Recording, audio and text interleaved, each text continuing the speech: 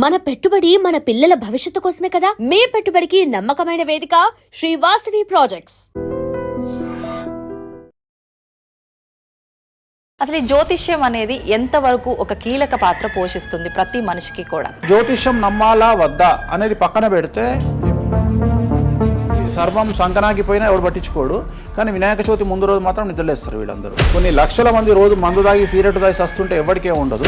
కానీ ఖచ్చితంగా దీవాళి ముందు రోజు మనం కాల్చే క్రాకర్స్కి మాత్రమే వీళ్ళు విజృంభిస్తుంది.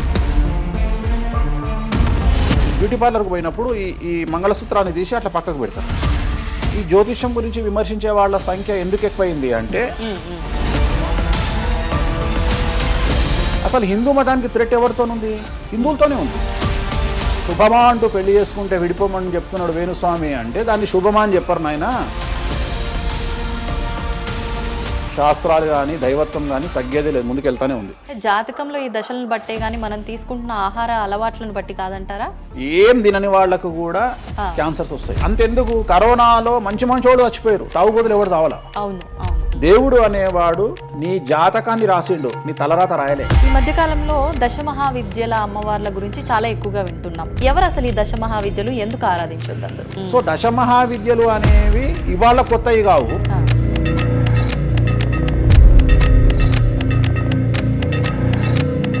అరుణాచలం ఎవరికి తెలిసి పాలటి వరకు? ఎందుకు అరుణాచలానికి పొలవమంటే వెళ్ళిపోతున్నారు అంటే చాగంటి కోటేశ్వరరావు గారు చెప్పడం వల్ల నీకు అరుణాచలం తెలిసింది. మరి అరుణాచలం విషయంలో ఇదే డిస్కషన్ ఎందుకు వస్తలేదు? దశమహావిద్యలో నాన్ వెజ్ పెడతారు అనగానే ఇక నాన్ వెజ్ ప్రపంచంలో ఎవరు తిననట్టు, అసలు అదేదో తప్పైనట్టు, ఇక లిక్కర్ ఎవరు తాగలేనట్టు. రాముడు క్షత్రియుడు, మాంసం తినలేదా? సురాపానం అంటున్నావు. దేవతలే సురాపానం తీసుకున్నారు, అది మద్యమే. మరి అది దానికి ఏంటమ్మా? అవన్నీ పుకార్లు అంటున్నారు. అదే చెప్తున్నా నేను. సురాపానము నథింగ్ బట్ సారా, ఇప్పసారా. గూగుల్లో కానీ, చాట్ జీపీటీలో కానీ, జెమినీలో కానీ వామాచారం అంటే ఏందో ఓపెన్ చేయండి, దశమహావిద్యలు అంటే ఏందో ఓపెన్ చేయండి. మీకు మీరే తెలుసుకోండి. ఈ సమాజంలో తెలుగు రాష్ట్రాల్లో ఉన్న దొంగలెవరో దొరలెవరో మీరే గుర్తుపట్టండి. ఎవరు అబద్ధాలు చెప్తున్నారో అనే విషయాన్ని తెలుసుకోండి. వేణుస్వామి దొంగ అయితే వేణుస్వామి దగ్గరికి రాకండి.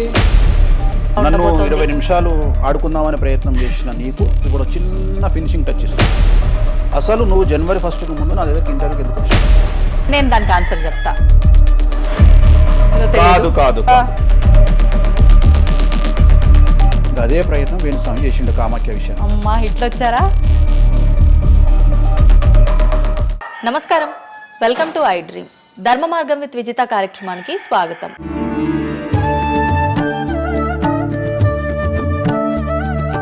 ప్రస్తుతం మనతో పాటు ఉన్నారు ప్రముఖ జ్యోతిష్యులు వేణుస్వామి గారు. ఇప్పుడు వారితో మాట్లాడి మరిన్ని విషయాలు తెలుసుకుందాం. ముఖ్యంగా మనకెన్నో సందేహాలు ఉంటూ ఉంటాయి, వాటి గురించి అడిగి తెలుసుకునే ప్రయత్నం చేద్దాం. నమస్కారం అండి. నమస్తే తల్లి. ఓం నమో వెంకటేశాయ. వెంకటాద్రి సంస్థానం బ్రహ్మాండే నాశకించిన వెంకటేశ సమోదేవో నా భూతో నా భవిష్యతి. గురుగారు, చాలా వరకు ప్రస్తుత రోజుల్లో జ్యోతిష్యాన్ని ఎక్కువగా నమ్ముతున్నారేమో అనిపిస్తూ ఉంటుంది. సేమ్ టైం మళ్ళీ జ్యోతిష్యం మూఢనమ్మకము అని చెప్పి కొట్టిపారేసే వాళ్ళు కూడా ఎక్కువైపోయారేమో అనిపిస్తుంది. అసలు ఈ జ్యోతిష్యం అనేది ఎంతవరకు ఒక కీలక పాత్ర పోషిస్తుంది ప్రతి మనిషికి కూడా? సో జ్యోతిషం అనేది నువ్వు చెప్పినట్టుగా ప్రతి మనిషికి ఒక ఫేసు 2 ఫేసులు ఉంటాయి, కానీ కొంతమందికి చాలా ఫేసెస్ ఉంటాయి.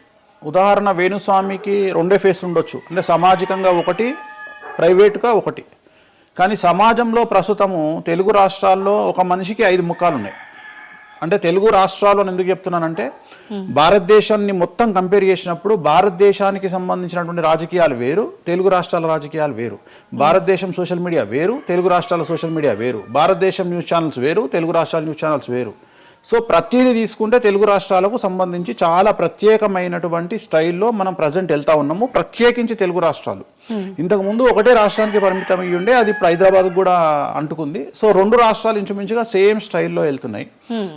సో జ్యోతిష్యం నమ్మాలా వద్దా అనేది పక్కన పెడితే, ఎప్పుడే కానీ దేని గురించి ఎవరు మాట్లాడినా 2-3 విషయాల గురించి మాట్లాడతారు. ఒకటి ఐడెంటిటీ, ఒకటి బ్రాండు, ఒకటి ప్రత్యేకించి పిఆర్ స్ట్రాటజీ. ఇప్పుడు బ్రాండ్ అనేది వేణుస్వామి అంటే ఒక బ్రాండ్. వేణుస్వామి జ్యోతిషం గురించి మాట్లాడుతున్నాడు అంటే చాలామంది వెయిట్ చేస్తారు, జరిగిందా జరగలేదని విశ్లేషించుకుంటారు, అదొక పద్ధతి. వేణుస్వామిని విమర్శించే వాళ్ళు ఏం చేస్తారంటే వాళ్ళు ఐడెంటిటీ క్రైసిస్లో ఉంటారు. ఆ. సో వాళ్ళు వేణుస్వామిని విమర్శించినా లేకపోతే ఒక పెద్ద వ్యక్తిని విమర్శించినా వాళ్లకు దానివల్ల ఐడెంటిటీ వస్తుంది. మామూలుగా వాళ్ళు విమర్శిస్తే ఎవడు పట్టించుకోడు, వేణుస్వామిని విమర్శిస్తే పట్టించుకుంటారు. అలా కాకుండా కొంతమంది ఇది ఏమంటారు హేతువాదులు అనొచ్చు, లేదంటే నాస్తికులు అనొచ్చు, ఇంకోటి అనొచ్చు. సో వీళ్ళందరూ ఏంటంటే ప్రత్యేకించి హిందూ మతానికి సంబంధించిన జ్యోతిష్యం గురించి మాట్లాడతారు, హిందూ మతానికి సంబంధించిన పండుగల వినాయకుని గురించి మాట్లాడతారు. మొత్తం ప్రపంచమంతా పొల్యూటెడ్ అయ్యి కలుషితమై సర్వం సంకనాగిపోయినా ఎవడు పట్టించుకోడు, కానీ వినాయక చవితి ముందు రోజు మాత్రం నిద్రలేస్తారు వీళ్ళందరూ.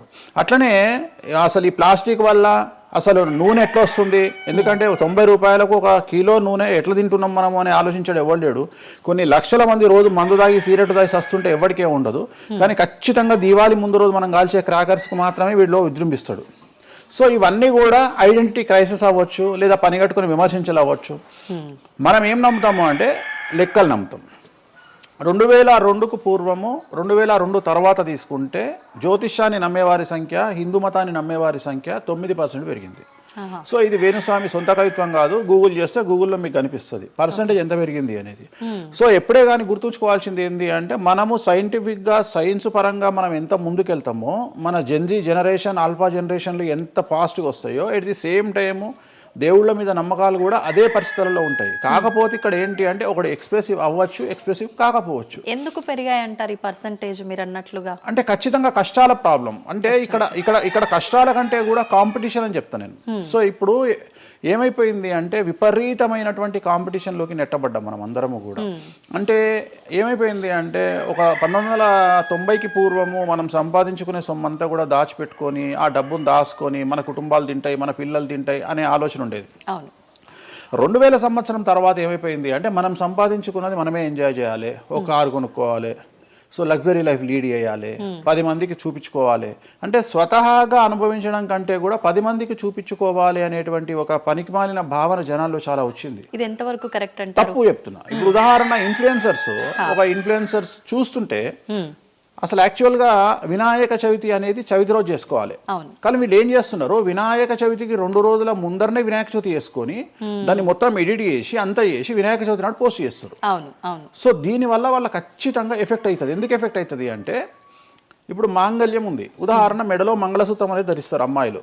వీళ్ళు ఏం చేస్తున్నారు ఈ మధ్యన అంటే కొంతమంది అమ్మాయిలు వెస్ట్రన్ కల్చర్కు బానిసలైన అమ్మాయిలు ఏం చేస్తారంటే దాన్ని ఏమంటారు బ్యూటీ పార్లర్కి పోయినప్పుడు ఈ మంగళసూత్రాన్ని తీసి అట్లా పక్కకు పెడతారు. సో మళ్ళీ ఎప్పుడైతే నువ్వు ఆ మంగళసూత్రాన్ని వేసుకుంటున్నావో ఆ సమయం కనుక మంచిది కాకపోతే ఎఫెక్ట్ అవుతుంది ఫ్యామిలీ. సో అందుకని నువ్వు చేసేటువంటి వినాయక చవితి పూజ కరెక్ట్ సమయంలో చేయకపోతే అది నెగిటివ్ అయ్యేటువంటి అవకాశం ఉంది. సో ఇట్లా ఇన్ఫ్లుయెన్సర్స్ ఉదాహరణ ఇప్పుడు జనరల్గా బేసిక్గా మనము ఒక యూరోప్ కంట్రీకి పోతున్నాము, ఒక దుబాయ్కి పోతున్నాము అంటే మనం అక్కడికి పోయినాక షాపింగ్ చేస్తాం. కానీ ఇప్పుడు ఉన్నటువంటి జనరేషన్లో వీళ్ళందరూ ఏంది ఇక్కడ షాపింగ్ చేసి మళ్ళీ అక్కడ షాపింగ్ చేస్తారు. అంటే చాలా విచిత్రం అయిపోయింది. అంటే ఖచ్చితంగా సంవత్సరానికి ఒక 10 డొమెస్టిక్ టూర్లు, ఖచ్చితంగా సంవత్సరానికి ఒక 5 ఇంటర్నేషనల్ టూర్స్. ఇవన్నీ దేనికోసము అంటే సమాజానికి మా దగ్గర డబ్బులు ఉన్నాయి అని చూపించుకోవడం కోసము, సో ఆర్భాటాల కోసము. సో నేను జనరల్గా ఏం చెప్తా అంటే first build your own brand. First brand build చేసుకున్నాక తర్వాత నువ్వు బ్రాండ్లకు అలవాటుగా. ఇప్పుడు ఒక అనామకుడు ఒక మామూలు మనిషి రేంజ్ రోవర్ కార్ వేసుకొని వస్తే జనాలందరూ రేంజ్ రోవర్ కార్ను చూస్తారు. అదే ఒక సూపర్ స్టార్ ఒక ప్రభాస్ ఒక మహేష్ బాబు వస్తే మహేష్ బాబుని చూస్తారు, ప్రభాస్ని చూస్తారు, కానీ కార్ను చూడరు. సో నేనేమంటే ఫస్ట్ నువ్వు దాన్ని తయారు చేసుకో. ఇప్పుడు ఉదాహరణ ఒక బాలీవుడ్ హీరోయిన్ ఉంది, ఆ బాలీవుడ్ హీరోయిన్ ఒక ఎల్వీ హ్యాండ్ బ్యాగ్ వేసుకుంది, సపోజ్ అది ఫేకే అనుకుందాం, బట్ జనాలు అందరూ అది ఒరిజినల్ అనుకుంటారు. అదే ఒక మామూలు అమ్మాయి నిజంగానే ఎల్వీ బ్రాండ్ వేసుకుంది, కానీ అది ఫేక్ అనుకుంటారు. సో అందుకని ఫస్ట్ నీ బ్రాండ్ నువ్వు నిలబెట్టుకున్న తర్వాత అప్పుడు నువ్వు బ్రాండ్స్ జోలికి వెళ్ళు. ఇప్పుడు సో ప్రస్తుతం సమాజంలో ఈ జ్యోతిష్యం గురించి విమర్శించే వాళ్ళ సంఖ్య ఎందుకు ఎక్కువైంది అంటే వాళ్లకు వ్యక్తిగతమైన అంశాలు చాలా ఉంటాయి. They want subject. అంటే ఏమైపోయింది ఇప్పుడు ఎగ్జాంపుల్ ఇప్పుడు నేనే ఒక యూట్యూబ్ ఛానల్ పెట్టుకున్నా, నన్ను నేను ఓన్గా జర్నలిస్ట్గా నన్ను నేను గుర్తించుకున్నా, నాకు సబ్జెక్ట్ కావాలి అంటే అట్లీస్ట్ నేను ప్రతిరోజు కనీసం ఒక 10 నుండి 15 వీడియోలు చేయాలి అంటే నాకు ఆ మనిషితో పని లేదు, ఆ వ్యవస్థతో పని లేదు, ఆ సబ్జెక్టుతో పని లేదు. నేను రాకెట్ గురించి నేనే మాట్లాడతా, జ్యోతిష్యం గురించి నేనే మాట్లాడతా, రైతు గురించి నేనే మాట్లాడతా, పిడకల గురించి నేనే మాట్లాడతా. అంటే లాస్ట్కు నాకు కావాల్సింది ఏంది అంటే నాకు వ్యూవర్స్ కావాలి. అట్లీస్ట్ నాకు నేను పెట్టే సబ్జెక్టుకు నాకు తెలియకున్నా సరే దాని గురించి కంటి చూపు గురించి నేనే మాట్లాడతా, క్యాన్సర్ గురించి నేనే మాట్లాడతా, ఎయిడ్స్ గురించి నేనే మాట్లాడతా. అంటే కాదేది విమర్శకు అనర్హం. అంటే నీకు సబ్జెక్టు తెలుసా తెలియదా అంటే ఇంగితం ఉండేవాడు కంట్రోల్ చేసుకో. ఇప్పుడు నాకు సిగ్గు శరము ఇంగితం ఉంది. నేను ఇప్పుడు ఆ కెమెరామెన్ తీసేటువంటి కెమెరాకు సంబంధించి ఆయన ఎట్లా పెట్టాలి ఫోకస్, ఆయన లెన్స్ ఎంత అడ్జస్ట్ చేసుకుంటాడు ఏంది అనేది నాకు సంబంధం లేని వ్యవహారం. కానీ నేను అసలు దానిలోకి వెళ్ళను. కానీ అదే విశ్లేషకుల పేరుతో ఉండేటువంటి యూట్యూబ్ ఛానల్స్ అవ్వచ్చు, ఇంకొకళ్ళు అవ్వచ్చు, వాళ్ళు ఏం చేస్తారు, దాన్ని కూడా వాళ్ళే జస్టిఫికేషన్ చేస్తారు. అంటే దాన్ని కూడా నువ్వు కెమెరా ఎట్లా పెట్టాలనో కెమెరామెన్కి వీళ్ళు నేర్పిస్తారు. వీళ్ళే డిస్కషన్ ఎందుకు అంటే వాళ్ళకి ఏదో ఒక 10,000 వ్యూవర్షిప్ పోతే ఇట్లా ఓవరాల్గా తీసుకుంటే నెలకి ఇంత వెళ్తుంది పైసలు. సో దీని మీద బ్రతికే వాళ్ళు, సో వాళ్ళు ఏం చేస్తారు, వాళ్ళు విమర్శలు చేస్తారు. సో అట్లనే హేతువాదుల ముసుగులో ఉండేవాళ్ళు విమర్శలు చేస్తారు. అన్నిటికంటే ప్రాబ్లం ఏమైపోయింది అంటే పొద్దున్న లేస్తే హిందూ మతం బాగుండాలి, హిందూ మతం బాగుండాలి అంటే అసలు హిందూ మతానికి థ్రెట్ ఎవరితోనుంది? హిందువులతోనే ఉంది. ముస్లిమ్స్తో లేదు, క్రిస్టియన్స్తో లేదు. ఎందుకంటే వేరే వాళ్ళు మన జోలికి రావట్లా. ఎంతసేపు కప్పల భాగవతం లాగా మన జీవితంలో ఎలుకల భాగవతం లాగా ఒక ఎలుక ఇంకో ఎలుకని కిందికి గుంజుతుంది, ఒక కప్ప ఇంకో కప్పని కిందికి లాగుతుంది. అట్లనే హిందువులలో వేణుస్వామి ఆస్ట్రాలజికల్ ప్రిడిక్షన్స్ లో మంచిగా ఉన్నాడు అంటే వేణుస్వామి చెప్పింది ఏదైనా జరిగినప్పుడు వేయడానికి ఎవరికి మనసు రాదు. కానీ వేణుస్వామిని విమర్శించడానికి పొలోమంటే అందరూ వచ్చేస్తారు. అంటే మరి నేను హిందువునే కదా, నన్ను కిందికి లాగేవాడు హిందువే కదా, మరి ఇక్కడ హిందూ మతం ఏమవుతుంది? ఇప్పుడు సమాజంలో నేను అబ్జర్వ్ చేస్తున్నా గత కొన్ని రోజుల నుండి, ఒక 6 నెలల నుండి, సంవత్సరం నుండి Telugu media in the sense నేను లోకల్ సోషల్ మీడియాలో హిందూ మతాల పేరు మీద కొత్త వర్షన్ వచ్చింది. ఏంటి అంటే హిందూ ఆచార వ్యవహారాలను విమర్శించడము చాలా కామెడీ అయిపోయింది. ఒక ఆయన ఈ మధ్యలో ఇంటర్వ్యూ చూసిన నేను, అసలు దుర్గమాల లేదంటాడు ఆయన. నేను షాక్ అయినా. నేను ఇనుంటావు నువ్వు కూడా. నాకు ఆశ్చర్యం అనిపించింది. దుర్గమాల లేదు అంటే అమ్మవారి మాల, జనరల్ గా భవానీ మాల కరెక్ట్ వర్డ్. భవానీ మాల లేనే లేదు, అసలు చరిత్రలో లేదు అంటాడు. అంటే సమాజము ఏదో విధంగా భక్తి మార్గం వైపు వెళ్తుంది అంటే నువ్వు సంతోషంగా ఫీల్ అవ్వాలి. కానీ దాన్ని కూడా విమర్శించేవాడు. ఎందుకంటారు ఇలా అంటే వీళ్ళందరూ పండితులు కాదు, వీళ్ళందరూ standing comedians or sitting comedians. ఒక ఆయన కూర్చొని మాటలు చెప్తాడు, వాళ్ళు నవ్వడం స్టార్ట్ కాగానే ఈయన మర్చిపోతాడు. ఇక ఈయన మర్చిపోయి, అంటే ఆడవాళ్ళు నవ్వుతుంటారు, మగవాళ్ళు నవ్వుతుంటే ఈయన ఆనందానికి పరవశుడు అయ్యి ఇంకా వాళ్ళు నవ్వుతున్నారు కదా అని రెచ్చిపోయి ఇంకా గ్రహాలు లేవు, దేవుడు లేడు, ఏది ఒక బ్రాహ్మణుడు అయ్యుండి ఒక పండితుడు అయ్యుండి టోటల్ మన సబ్జెక్టుకు వ్యతిరేకంగా మాట్లాడుతూ ఉంటాడు. అట్లనే ఆయన ఎవరో భవానీమాల లేదు అంటాడు. నేను నీకు వచ్చిన నష్టమేముంది, నువ్వు మొగోడివైతే భవానీమాల కాదు, ఎవరైతే కోయంబత్తూరులో ఈషా ఫౌండేషన్లో లింగభైరవ అమ్మవారు లేదని చెప్పు, అది నీ గొప్పతనం. నిజంగా లింగభైరవ అమ్మవారు లేనప్పుడు లేదని చెప్పు. ఆమె క్రియేటెడ్ గాడు, చెప్పొచ్చు కదా లేదు అని. ఎందుకంటే అక్కడ భయం ఏంటంటే ఎవరు తంతడు అని. వీళ్ళ భయం అంటే ఏంటంటే ఎక్కడైతే ఎవడు వీళ్ళకి అడ్డు రాడో అక్కడికి వస్తాడు. వీళ్ళకి ఒరిజినల్ సబ్జెక్ట్ మాట్లాడే దమ్ము లేదు. సో ఇదంతా ఎంత చేసినా నేను అల్టిమేట్గా చెప్పేది ఏంటంటే జ్యోతిష్యానికి వ్యక్తిగతంగా నా దగ్గరకు వచ్చేవాళ్ళు నాకు జనాలకు చెప్పారుగా. ఇప్పుడు నేను ఒక మాట చెప్తా, ఇప్పుడు సీక్రెట్ మెయింటైన్ చేయాలనుకుంటారు ప్రతి ఒక్కడు, ప్రైవసీ మెయింటైన్ చేయాలనుకుంటారు. మామూలుగా హాస్పిటల్కి పోతేనే ఇవాళ ప్రైవసీ మెయింటైన్ చేయాలనుకుంటున్నారు. అది అట్లీస్ట్ తలకాయ పిగిపోయినా వాళ్ళు దే వాంట్ ప్రైవసీ. అంటే కారు డైరెక్ట్గా B1కి వెళ్ళిపోతుంది, పైకి వెళ్ళిపోతారు, డాక్టర్ని కలుస్తారు, వస్తారు. అట్లాంటిది వేణుస్వామి దగ్గరకు వచ్చి నేను ఎందుకు చెప్పాలనుకుంటున్నా, లేదంటే నేను ప్రజలకి చెప్పాలనుకుంటున్నా అనుకోరు కదా. ఎవరో ఒకళ్ళు వేణుస్వామి దగ్గరికి వెళ్ళినప్పుడు కొన్నిసార్లు కొన్ని వీడియోలు తీసినప్పుడు 100 మందిలో ఒక వీడియో తీసినప్పుడు ఆ వీడియో పోస్ట్ చేస్తాము, దానివల్ల నా దగ్గరకు వచ్చినట్టు తెలుస్తుంది. కానీ 99% నా దగ్గరకు వచ్చినట్టు తెలియదు. నా దగ్గరికే కాదు, జ్యోతిషం అనేది ఎక్స్ట్రీమ్గా జనాల్లోకి వెళ్తున్నది. ఎట్ ది సేమ్ టైం భక్తి అనేది జనాల్లోకి వెళ్తున్నది. దాన్ని భయం అంటమా భక్తి అంటమా పక్కన పెడితే ఈరోజు జనాలు ముక్కోటి కానీ ఇతరత్ర పండుగలు కానీ జనవరి 1 కానీ జనాలు విపరీతంగా దేవాలయాల్లో ఉంటున్నారు. అంటే జనాలకు దేవుడి మీద కానీ శాస్త్రాల మీద కానీ వచ్చినటువంటి నమ్మకము, ఈ నమ్మకాన్ని ఎవరో ఒకళ్ళు వచ్చి టీవీలో కూర్చొని చెప్పినంత మాత్రాన పోదు. సో ఇది జనాల్లోకి విపరీతంగా వెళ్తానే ఉంటుంది. జనాలు ఎప్పుడే కానీ ఎంత వెస్టర్న్ కల్చర్కి వెళ్ళినా నమ్మకము అనేది ఒకటి ఉంటుంది. మనల్ని నమ్మించేది, మనల్ని బ్రతికించేది నమ్మకము. ఈ నమ్మకం లేకపోతే మనకు జీవితం లేదు. సో ఈ జ్యోతిష్యము అనేది అంధకార బంధురంలో ఉండేటువంటి ఒక వ్యక్తిని బయటకు తీసుకురావడానికి, జరగబోయేటువంటి నష్టాన్ని చెప్పడానికి మాత్రమే పనికి వచ్చేటువంటి శాస్త్రము. అంతేగాని నువ్వు 50 ఏళ్లకు నరుకుతావు, 40 ఏళ్లకు కారు కొంటావు, ఈ సొల్లు పురాణం చెప్పాల్సిన పని లేదు. జరగబోయేటువంటి నష్టాన్ని గనక చెప్పగలిగితే జ్యోతిష్యము దాన్ని సరి చేసుకోవడంతో పాటు మానసికంగా స్ట్రాంగ్ అవ్వడానికి ఆ వ్యక్తికి చాలా చాలా చాలా ఉపయోగపడుతుంది. భార్యాభర్తలు తన్నుకొని చస్తారు, విడిపోతారు అని చెప్పడంలో ఉద్దేశము మీరు విడిపోండి అని కాదు. భార్యాభర్తల్లో అట్లీస్ట్ జనరేషన్ ను బట్టి ఈ రోజు భర్త అనేవాడు కాంప్రమైజ్ అయ్యి భార్య తిట్టినా పడి ఉంటాడు అని ఇక్కడ ఉద్దేశము. అంటే ఒకప్పుడు భార్యకు భర్తకు పెళ్లికి కనీసం 10 సంవత్సరాల గ్యాప్ ఉండేది. ఎందుకు అంటే భార్య అనే అమ్మాయి చిన్నపిల్లగా ఉంటే భర్త అనేవాడు ఒక కూతుర్ని చూసుకుంటాడు అనే ఉద్దేశంతో ఆ పెళ్లిళ్ళు చేసేవాళ్ళు. ఇవాళ ఏం చేస్తున్నారు, ఇద్దరికి 6 నెలలు తేడా ఉండదు. సో ఇద్దరు టెంపర్మెంట్ లో వెళ్తారు, ఇద్దరు గొడవలు పడతారు. సో ఈ కండిషన్ లో వాళ్ళిద్దరు విడిపోయేటువంటి తత్వం వైపు వెళ్తారు. కాబట్టి మొదలే మీ జాతకాలు బాగాలేవు, మీకు విడిపోయే అవకాశం ఉంది అంటే మిమ్మల్ని విడిపోమని చెప్పడం కాదు. ఇక్కడ మీరు జాగ్రత్తగా ఉండండి, కాంప్రమైజ్ కండి, ఈగోస్ పక్కన పెట్టండి, మీ పొసెసివ్నెస్ ను పక్కన పెట్టండి.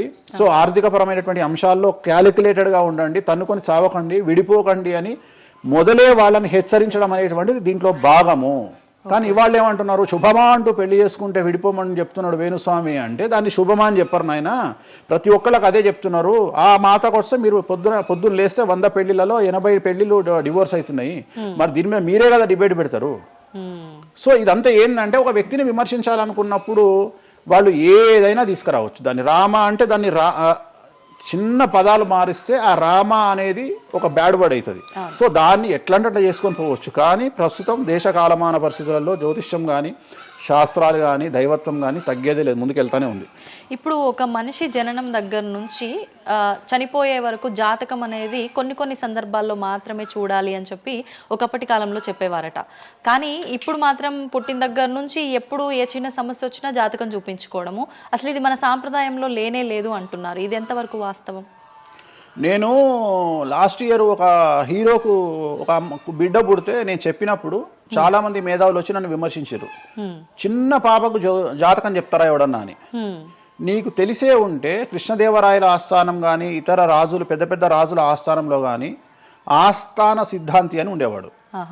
వాళ్ళు ఏం చేసేవాళ్ళు అంటే రాణికి కూతురు పుట్టిన కొడుకు పుట్టిన వాళ్ళు వచ్చి మొత్తం లైఫ్కు సంబంధించిన జాతకాన్ని రాసేవాళ్ళు.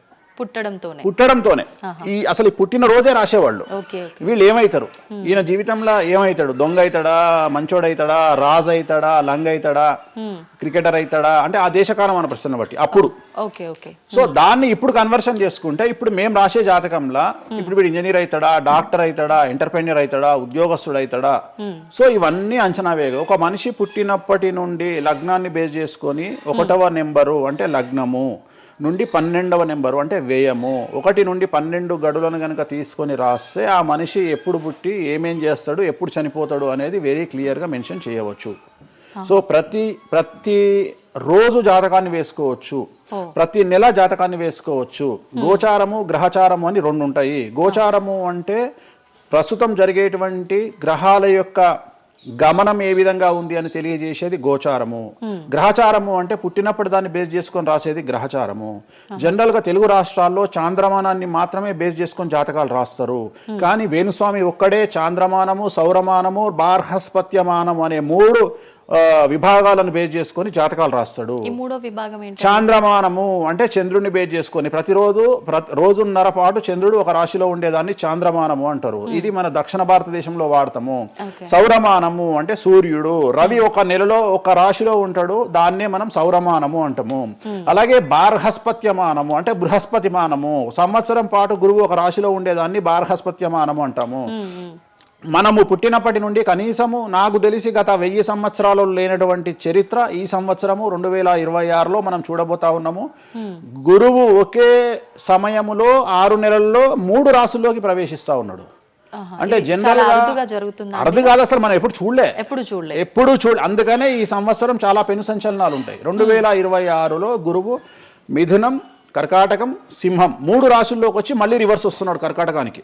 సో చాలా విచిత్రమైనటువంటి ఒక గమనాన్నిగా మనం చూడాల్సి వస్తుంది. ఇది చాలా పెను సంచలనము. పెను సంచలనాలకు అంటే సృష్టిలోనే ఒక విచిత్రమైనటువంటి అనుభూతిని మనం పొందబోతా ఉన్నాము, మంచి చెడులు పక్కన పెడితే.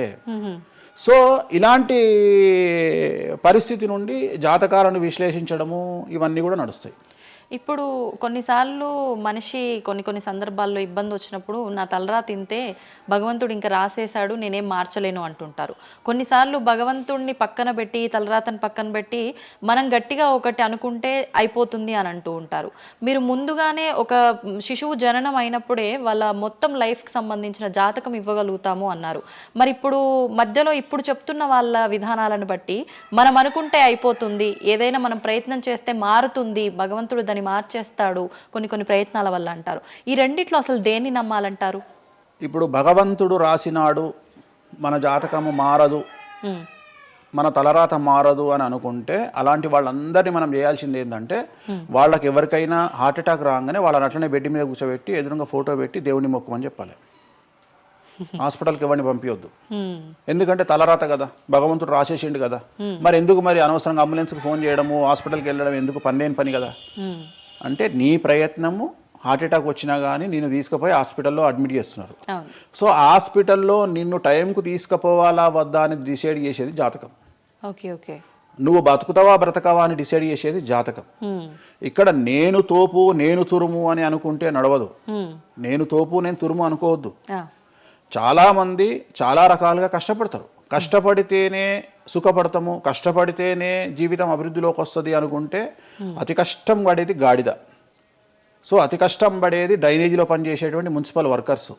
సో వాళ్లకు ₹1,00,000 రోజుకు జీతం ఇచ్చినా తక్కువ లేదు. అంటే వాళ్ళు ఊడ్చే చెత్త, వాళ్ళు తీసే చెత్త ఈ ప్రపంచంలో ఎవరూ భరించలేరు. అలాంటిది వాళ్ళు చేసే కష్టం మీద కంపేర్ చేస్తే ఈ ప్రపంచంలో ఇక కష్టం చేసే మనుషులే లేరుగా. మరి అలాంటి వారికి మనం ఇచ్చే జీతం ఎంత? 40,000, 50,000. కానీ వాళ్లకు కనీసం నెలకు 40 లక్షలని ఇవ్వాలి. అంటే నువ్వు చేసే కష్టానికి కాకుండా నువ్వు తెలివితో చేసే కష్టానికే విలువ ఎక్కువ. నువ్వు తెలివితో చేసే కష్టానికే విలువ ఎక్కువ. హార్డ్ వర్క్ కాకుండా smart work exactly smart work నమ్ముకోవాలి. సో రెండవది, నేను కష్టపడితే అసలు రానే రాదు. నువ్వు కష్టపడడం కాదు, నువ్వు తెలివిగా కష్టపడు, కసిగా కష్టపడు. సో అందరికంటే భిన్నంగా ముందుకెళ్ళు. సో దీంట్లో లోకులు నీ మీద రాళ్లు వేస్తారు, దీంట్లో లోకులు నిన్ను సమాజంలో టార్గెట్ చేస్తారు. So there is no development in comfortable zone. నువ్వు కంఫర్టబుల్ జోన్ దాటిన తర్వాతనే నీ జీవితంలో నీ కష్టాలు అనేవి స్టార్ట్ అవుతాయి. ఆ కష్టాలు స్టార్ట్ అయిన తర్వాత అభివృద్ధి అనేది ఏర్పడుతుంది. సో నువ్వు ఉద్యోగానికి అలవాటు అయినవు అంటే జీవితంలో నువ్వు ఉద్యోగంలోనే ఉండిపోతావు. నువ్వు రిస్క్ తీసుకొని సంవత్సరం పాటు ఖాళీగా కూర్చోవడానికి ట్రై చేసి నువ్వేదో వ్యాపారం చేసుకోనో ఇంకేదో చేసుకోనో ముందుకు రావడానికి ప్రయత్నం చేస్తే అప్పుడు నువ్వు తోపవుతావు.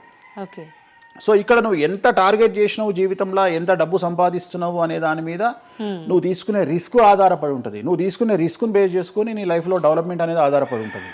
అంతేగాని నేను నార్మల్గానే ఉంటా, నాకు డబ్బులు రావాలి అంటే రావు. ఎట్ ది సేమ్ టైము నాకు జ్యోతిష్యము అనేటువంటిది ఎలాంటిది అంటే, డాక్టర్ దగ్గరికి పోయినప్పుడు బ్లైండ్గా కాలో చెయ్యో ఇరిగినప్పుడు డాక్టర్ దగ్గరికి పోయినావు, డాక్టర్ ఏమంటాడు? ఫస్ట్ ఎక్స్రే తీసుకొని రా అంటాడు. అదే జ్యోతిష్యం. ఆ ఎక్స్రే అనేదే నీ లగ్నం, ఎక్స్రే అనేదే నీ కుండలి. సో నువ్వు తీసుకున్న ఎక్స్రే, నువ్వు ఎట్లయితే డాక్టర్ దగ్గరికి పోయినప్పుడు ఎక్స్రే ఎట్లయితే పనిచేస్తుందో, నీ కష్టం వచ్చినప్పుడు నిన్ను కష్టాల నుండి బయటికి తీసుకురావడానికి జ్యోతిష్యం అనేది ఎక్స్రే లాగా ఉపయోగపడుతుంది. ఆ ఎక్స్రే అంటే నీ కుండలి చూసినప్పుడు నీకు ఈ సబ్జెక్ట్లో ఈ ప్రాబ్లం ఎందుకు వచ్చింది, ఒక వ్యక్తికి హార్ట్ అటాక్ ఎందుకు వచ్చింది అంటే ఆయన జాతకంలో రవి కేతువు లేదా శని దృష్టి రవి మీద, లేదా కుజ రవులు 8వ ఇంట్లోనో లేకుంటే 6వ ఇంట్లోనో వ్యయంలో ఉన్నప్పుడు, అలాగే రవి కేతువులు 12వ ఇంట్లో కలిసి ఉన్నప్పుడు, అలాగే 6వ ఇంట్లో కలిసి ఉన్నప్పుడు, సో ఆ సందర్భంలో ఆ గ్రహ చిత్రంలో ఆ దశా చిత్రంలో ఆ దశ వచ్చినప్పుడు, అంతర్దశ వచ్చినప్పుడు ఏలినాటి శనిలోనో ఆ షష్టమ శనిలోనో అష్టమ శనిలోనో ఈ హార్ట్ అటాక్ అనేది వస్తుంది. అంటే జాతకంలో ఈ దశలను బట్టే కానీ మనం తీసుకుంటున్న ఆహార అలవాట్లను బట్టి కాదంటారా? ఏం తినని వాళ్లకు కూడా క్యాన్సర్స్ వస్తాయి, గుర్తుంచుకోవాలి. ఏం తినని వాళ్ళకు కూడా క్యాన్సర్లు వస్తాయి. చాలా మందికి ప్రస్తుతం సమాజంలో నాన్ వెజ్ తిననటువంటి వాళ్లకు కొలన్ క్యాన్సర్ వచ్చినటువంటి సంఘటనలు నాకు వేలల్లో తెలుసు. సో ఏం తప్పు చేస్తున్నారని అమ్మాయిలకు బ్రెస్ట్ క్యాన్సర్ వస్తుంది? ఆన్సర్ చెప్పు. Question mark. అవునా కాదా? థైరాయిడ్తో ఏం పని చేస్తున్నాం? థైరాయిడ్ ప్రాబ్లం వచ్చింది. సరే ఉదాహరణ లంగ్స్ క్యాన్సర్ అంటే నువ్వు సిగరెట్ తాగితే వచ్చింది. కానీ నువ్వు నమ్ముతావో నమ్మవో 100 మందిలో 40 మందికి లంగ్స్ క్యాన్సర్ వచ్చిన వాళ్ళకు సిగరెట్ అలవాట్లేదు. ఎందుకు వచ్చింది? ఓకే. సో చాలా మంది అంతెందుకు కరోనాలో మంచి వాళ్ళు చచ్చిపోయారు, తాగుబోతులు ఎవరు తావాలా? అవును అవును. అసలు దీని మీద కదా నువ్వు సైంటిస్ట్ రీసెర్చ్ చేయాల్సింది. ఇంతమందిని చూసినా మనం రోడ్డు మీద బిచ్చమెత్తుకునేవాడు ఎవరు చచ్చిపోలే. రోడ్డు మీద బిచ్చమెత్తుకునేవాడు ఎవరు చచ్చిపోలే. ఎందుకు అంటే వాడి డైజెషన్ సిస్టమ్ అంత స్ట్రాంగ్ ఉంది, వాడి ఇమ్యూనిటీ పవర్ అంత స్ట్రాంగ్ ఉంది. అట్లనే మందు తాగే వాడి ఇమ్యూనిటీ పవర్ అంత స్ట్రాంగ్ ఉంది. తాగుబోతులు ఎవరు చచ్చిపోలే కరోనాలో. సో ఇవన్నీ నువ్వు ఎలా చనిపోతావు, ఏ రోగం వస్తుంది, ఏంది అనేది జ్యోతిష్యం ప్రిడిక్ట్ చేయగలుగుతుంది. జ్యోతిష్యం అనేది నీ లైఫ్ను డిసైడ్ చేసింది కాదు, నీ లైఫ్ను ఎలా మార్చుకోవాలి అనేది జ్యోతిష్యం డిసైడ్ చేస్తుంది. దేవుడు అనేవాడు నీ జాతకాన్ని రాసిండు, నీ తలరాత రాయలే. ఇక్కడ గుర్తుంచుకోవాల్సింది ఏంటంటే నువ్వు ఏ సమయంలో పుట్టాలి అనేది డిసైడ్ చేసింది ఎవరు? దేవుడు. సో నువ్వు పుట్టినప్పుడు 9 గ్రహాల కాంబినేషన్స్ ఎక్కడున్నాయి? లగ్నంలో ఎవరున్నారు, ద్వితీయంలో ఎవరున్నారు, తృతీయంలో ఎవరున్నారు, చతుర్థంలో ఎవరున్నారు, పంచమంలో ఎవరున్నారు, షష్టమంలో ఎవరున్నారు, వ్యయంలో ఎవరున్నారు. అంటే నీకు ఏ రోగాలు రావాలి, నీకు దోస్తులు ఎట్లాంటి వాళ్ళు ఉన్నారు, నీ కుటుంబంలో నీకు బంధువులతో గొడవలు అయితేయా కావా, నువ్వు డబ్బు ఎంత సంపాదిస్తావు, ఉద్యోగం వల్ల సంపాదిస్తావా, వ్యాపారం వల్ల సంపాదిస్తావా, లేకపోతే బెట్టింగ్లకు పోయి నాశనం చేసుకుంటావా, లేకపోతే వ్యసనపరుడు పోయి నాశనం చేసుకుంటావా, సో అమ్మాయిలకు బానిసైతావా, అంటే ఇట్లాంటివన్నింటిని అనలైజ్ చేయగలిగినటువంటి శక్తి జ్యోతిష్యానికి ఉంది. జ్యోతిష్యము అనేది వేరు కాదు. నువ్వు ఏదైతే దేవుడు జాతకం రాసిండు, ఏదైతే తలరాత రాసిండు అంటుండో గదే గిది. అంటే పుట్టిన టైముని, ప్లేస్ని అన్నిటిని బట్టే ఈ ప్రిడిక్షన్. ఒక మనిషి పుట్టిన సమయాన్ని బేస్ చేసుకొని ఇప్పుడు నువ్వు మాట్లాడుతున్న దేవుడు రాసిన తలరాతనే జాతకం. తలరాత వేరు, జాతకం వేరు కాదు. నీ తలరాత అనేది ఈ లగ్నంలో ఉంది, ఈ కుండలిలో ఉంది. దీన్ని బేస్ చేసుకొని, దీన్ని చేతిలో పట్టుకొని నువ్వు ముందుకెళ్తే నీకు ఏ ప్రాబ్లం ఉండదు. ఒక్కసారి జ్యోతిష్కుని సంప్రదిస్తే కాదు, నువ్వు ప్రతి సంవత్సరము లేదా 2.5 సంవత్సరాలకు ఒకసారి శని మారినప్పుడల్లా నీ జాతకం మారుతుంటది. గోచారంలో మారుతుంటది, గ్రహచారంలో మారుతుంటది. నువ్వు ఎలాంటి చర్యలు తీసుకోవాలి, ఎలాంటి జాగ్రత్తలు తీసుకోవాలి, నీకు వాహన ప్రమాదాలు ఎప్పుడు వస్తాయి, ఆరోగ్యపరమైన ఇబ్బందులు ఎప్పుడు వస్తాయి, న్యాయపరమైన ఇబ్బందులు ఎప్పుడు వస్తాయి, నువ్వు ఎదిగిన తర్వాత నీకు శత్రువులు పెరుగుతారు, నువ్వు ఎంత శుద్ధపూసైనా ఎంత మంచివాడివైనా నువ్వు సమాజంలో ఎదిగి ఒక కారు కొనుక్కొని, ఒక ఇల్లు కొనుక్కొని, నీ బతుకు నువ్వు బ్రతుకుతున్నా నీ మీద జనాలు ఏడ్చి చస్తారు. నీకు శత్రువులు అనేవాళ్ళు ఏర్పడతారు. నువ్వు మంచి చేసినా శత్రువులు వస్తారు, చెడు చేసినా శత్రువులు వస్తారు. సో ఇలాంటి వాళ్ళందరి నుండి నువ్వు ఎట్లా తప్పించుకోవడానికి ఏమేమి పూజలు చేసుకోవాలి, ఏమేమి న్యాయపరమైన జాగ్రత్తలు తీసుకోవాలి, వీటన్నిటినీ క్రోడీకరించి చెప్పగలిగిన వాడు జ్యోతిష్కుడు. కాకపోతే జ్యోతిష్కుడికి దేశ కాల మాన పరిస్థితులను బేస్ చేసుకొని జాతకం చెప్పగలగడం రావాలి. ఎందుకంటే జ్యోతిష్యంలో ఉదాహరణ రవి, కుజ, కేతువు కలిసి ఉన్నప్పుడు సుఖవ్యాధి వస్తుంది. సో సుఖవ్యాధి అని మాత్రమే జ్యోతిష్యం చెప్పింది మాకు. అంతేగాని నీకు సిఫిలిస్, గనేరియా, ఎయిడ్స్, HIV అని చెప్పి రాయలే మాకు. అక్కడ రాసింది ఏం రాసిండు, నీకు సుఖవ్యాధి వస్తుంది. కాకపోతే దేశకాలమాన పరిస్థితులను బట్టి ఏ వ్యాధులు వస్తున్నాయో దాన్ని అంచనా వేయగలిగిన శక్తి జ్యోతిష్కుడికి ఉండాలి. ఇప్పుడు కూడా నువ్వు ఇంజనీరింగ్ చేస్తున్నావు అంటే ఇంజనీరింగ్ ఇంకో 2 ఏళ్ళు అయితే పోతుంది. సో కొత్త ఏదో వస్తుంది, స్టడీస్ వస్తాయి. సో మనం మారుతూ ఉండాలి, మనం అప్డేట్ అవుతా ఉండాలి. ఎట్లయితే టెక్నాలజీ కోసము, ఎట్లయితే కెమెరా విషయంలో, ఎట్లయితే మైకుల విషయంలో అప్డేట్ అవుతున్నామో మేము కూడా జ్యోతిషం విషయంలో అప్డేట్ కావాలి. కానీ మమ్మల్ని అప్డేట్ అవ్వడానికి ఎవరు మాకు భుజం తట్టేవాళ్ళు కానీ, వెన్ను తట్టేవాళ్ళు కానీ, మమ్మల్ని ఎంకరేజ్ చేసేవాడు కానీ ఉండడు. ఎంతసేపు మా మీద దాడి చేద్దామని చూసేవాడే ఉంటాడు. మేము ఏదైనా విశ్లేషించి కొత్తది చెప్పుదాము అనేటువంటి ప్రయోగం చేయంగానే ఆటోమేటిక్గా రాకెట్ ఫెయిల్ అయితేనేమో సింపతి చూపిస్తారు, మేము చెప్పింది ఫెయిల్ కాగానే దాడి చేస్తారు. సెఫాలజిస్టుల పేరుతోని ప్రతి సంవత్సరము కనీసం ఒక 20-30 మంది ఫెయిల్ అయితేనే ఉంటారు ఎన్నికలలో. వాళ్ళ జోలికి ఎవడు పోడు. కానీ మేము ఎవడన్నా పుసుక్కున ఎక్కడన్నా ఎన్నికలు గెలువయ్యి అని చెప్పగానే మా మీద దాడి చేసే వాళ్ళు ఎక్కువ ఉంటారు. సో మాకు కూడా ఎంకరేజ్మెంట్ చేస్తే మేము సైన్స్ను ఎప్పుడో పండబెట్టగలిగిన శక్తి మాకు ఉన్నది, జ్యోతిష్కులకు లేక కాదు. కాకపోతే మమ్మల్ని ఎవడు వెన్నుదడతాడు, మా గురించి ఎవడు మాట్లాడతాడు, మా గురించి మెచ్చుకునేది పర్సనల్గా వ్యక్తిగతమైనటువంటి టర్మినాలజీలో మాతో మాట్లాడేవాళ్ళు మెచ్చుకుంటారు తప్ప సమాజం మమ్మల్ని చూసే దృష్టి వేరు. ఎంతసేపు మా దాంట్లోనే మాకు ఉండదు. మా దాంట్లో యాచకా శత్రువు అంటే బిచ్చపోరు శత్రువు అని మా దాంట్లో మాకే తన్నులాట. కామాఖ్యకు పోయి బలులిచ్చి పూజలు చేసుకునేటువంటి జ్యోతిష్కులు హైదరాబాద్కు వచ్చి అక్కడ బలులేవని చెప్తాడు ఒక జ్యోతిష్కుడు. సో ఇట్లా ఎందుకు చెప్తున్నారు అంటే వాళ్ళ కర్మ మనం ఏం చేయలేము. సో ఓవరాల్గా జ్యోతిష్యం అనేది ఏదైనా చరిత్ర సృష్టించగలుగుతుంది. జ్యోతిష్యము అంటే మనిషి యొక్క తలరాతనే జ్యోతిష్యం. ఇప్పుడు మీరు చెప్పిన దాన్ని బట్టి అంతా మనం పుట్టిన టైము ప్లేస్ని బట్టే డిసైడ్ అవుతుంది ఈ ప్రిడిక్షన్ అంతా. అంటే న్యాచురల్గా బర్త్ జరిగితే ఓకే, కానీ ఇప్పుడు అన్ని ముహూర్తాలు పెట్టుకొని టైము అన్ని చూసి చేస్తున్నారు కదా, మరి ఇటువంటి వారికి జాతకం ప్రిడిక్షన్ కరెక్ట్ ఉంటుందా? ఆ ముహూర్తం పెట్టాలి అనేటువంటి టైమింగ్ కూడా ఆయన డిసైడ్ చేస్తాడు దేవుడే. ప్రతిదీ మనం తోపులం అనుకుంటాం, నేను ఓన్గా ఆలోచిస్తున్నా అనుకుంటాడు. ఓకే, అది ఆల్రెడీ డిసైడెడే. నీ మనసులో ఆ భావం రావడానికి, నీ మనసులో ఆ ముహూర్తం పెట్టించుకోవాలి అని అనుకోవడానికి కర్త కర్మక్రియనే భగవంతుడు. మరి ఇది పెళ్లిళ్ళ విషయంలో ఎందుకు వర్తించదు? పెట్టుడు ముహూర్తాల్లో పెళ్లిళ్ళు వద్దు, అదంత సఖ్యతతో ఉండరు భార్యాభర్తలు అంటారు కదా. అసలు ముహూర్తం మంచిదైతే ఎందుకు విడిపోతున్నారు అని ఇప్పుడు కొంతమంది మేధావులు అడుగుతారు. ఫస్ట్ నేను చెప్పే పాయింట్ ఏంటంటే, నీ జాతకాలే గెలవకపోతే నువ్వు ఎంత మంచి ముహూర్తంలో చేసుకుంటే ఉంది. నీ జాతకాలు బాగుంటే, మీ జాతకాలు కలిస్తే నువ్వు అష్టమి నాడు పెళ్లి చేసుకున్నా, అమావాస్య నాడు పెళ్లి చేసుకున్నా ఏమీ కాదు. రైట్?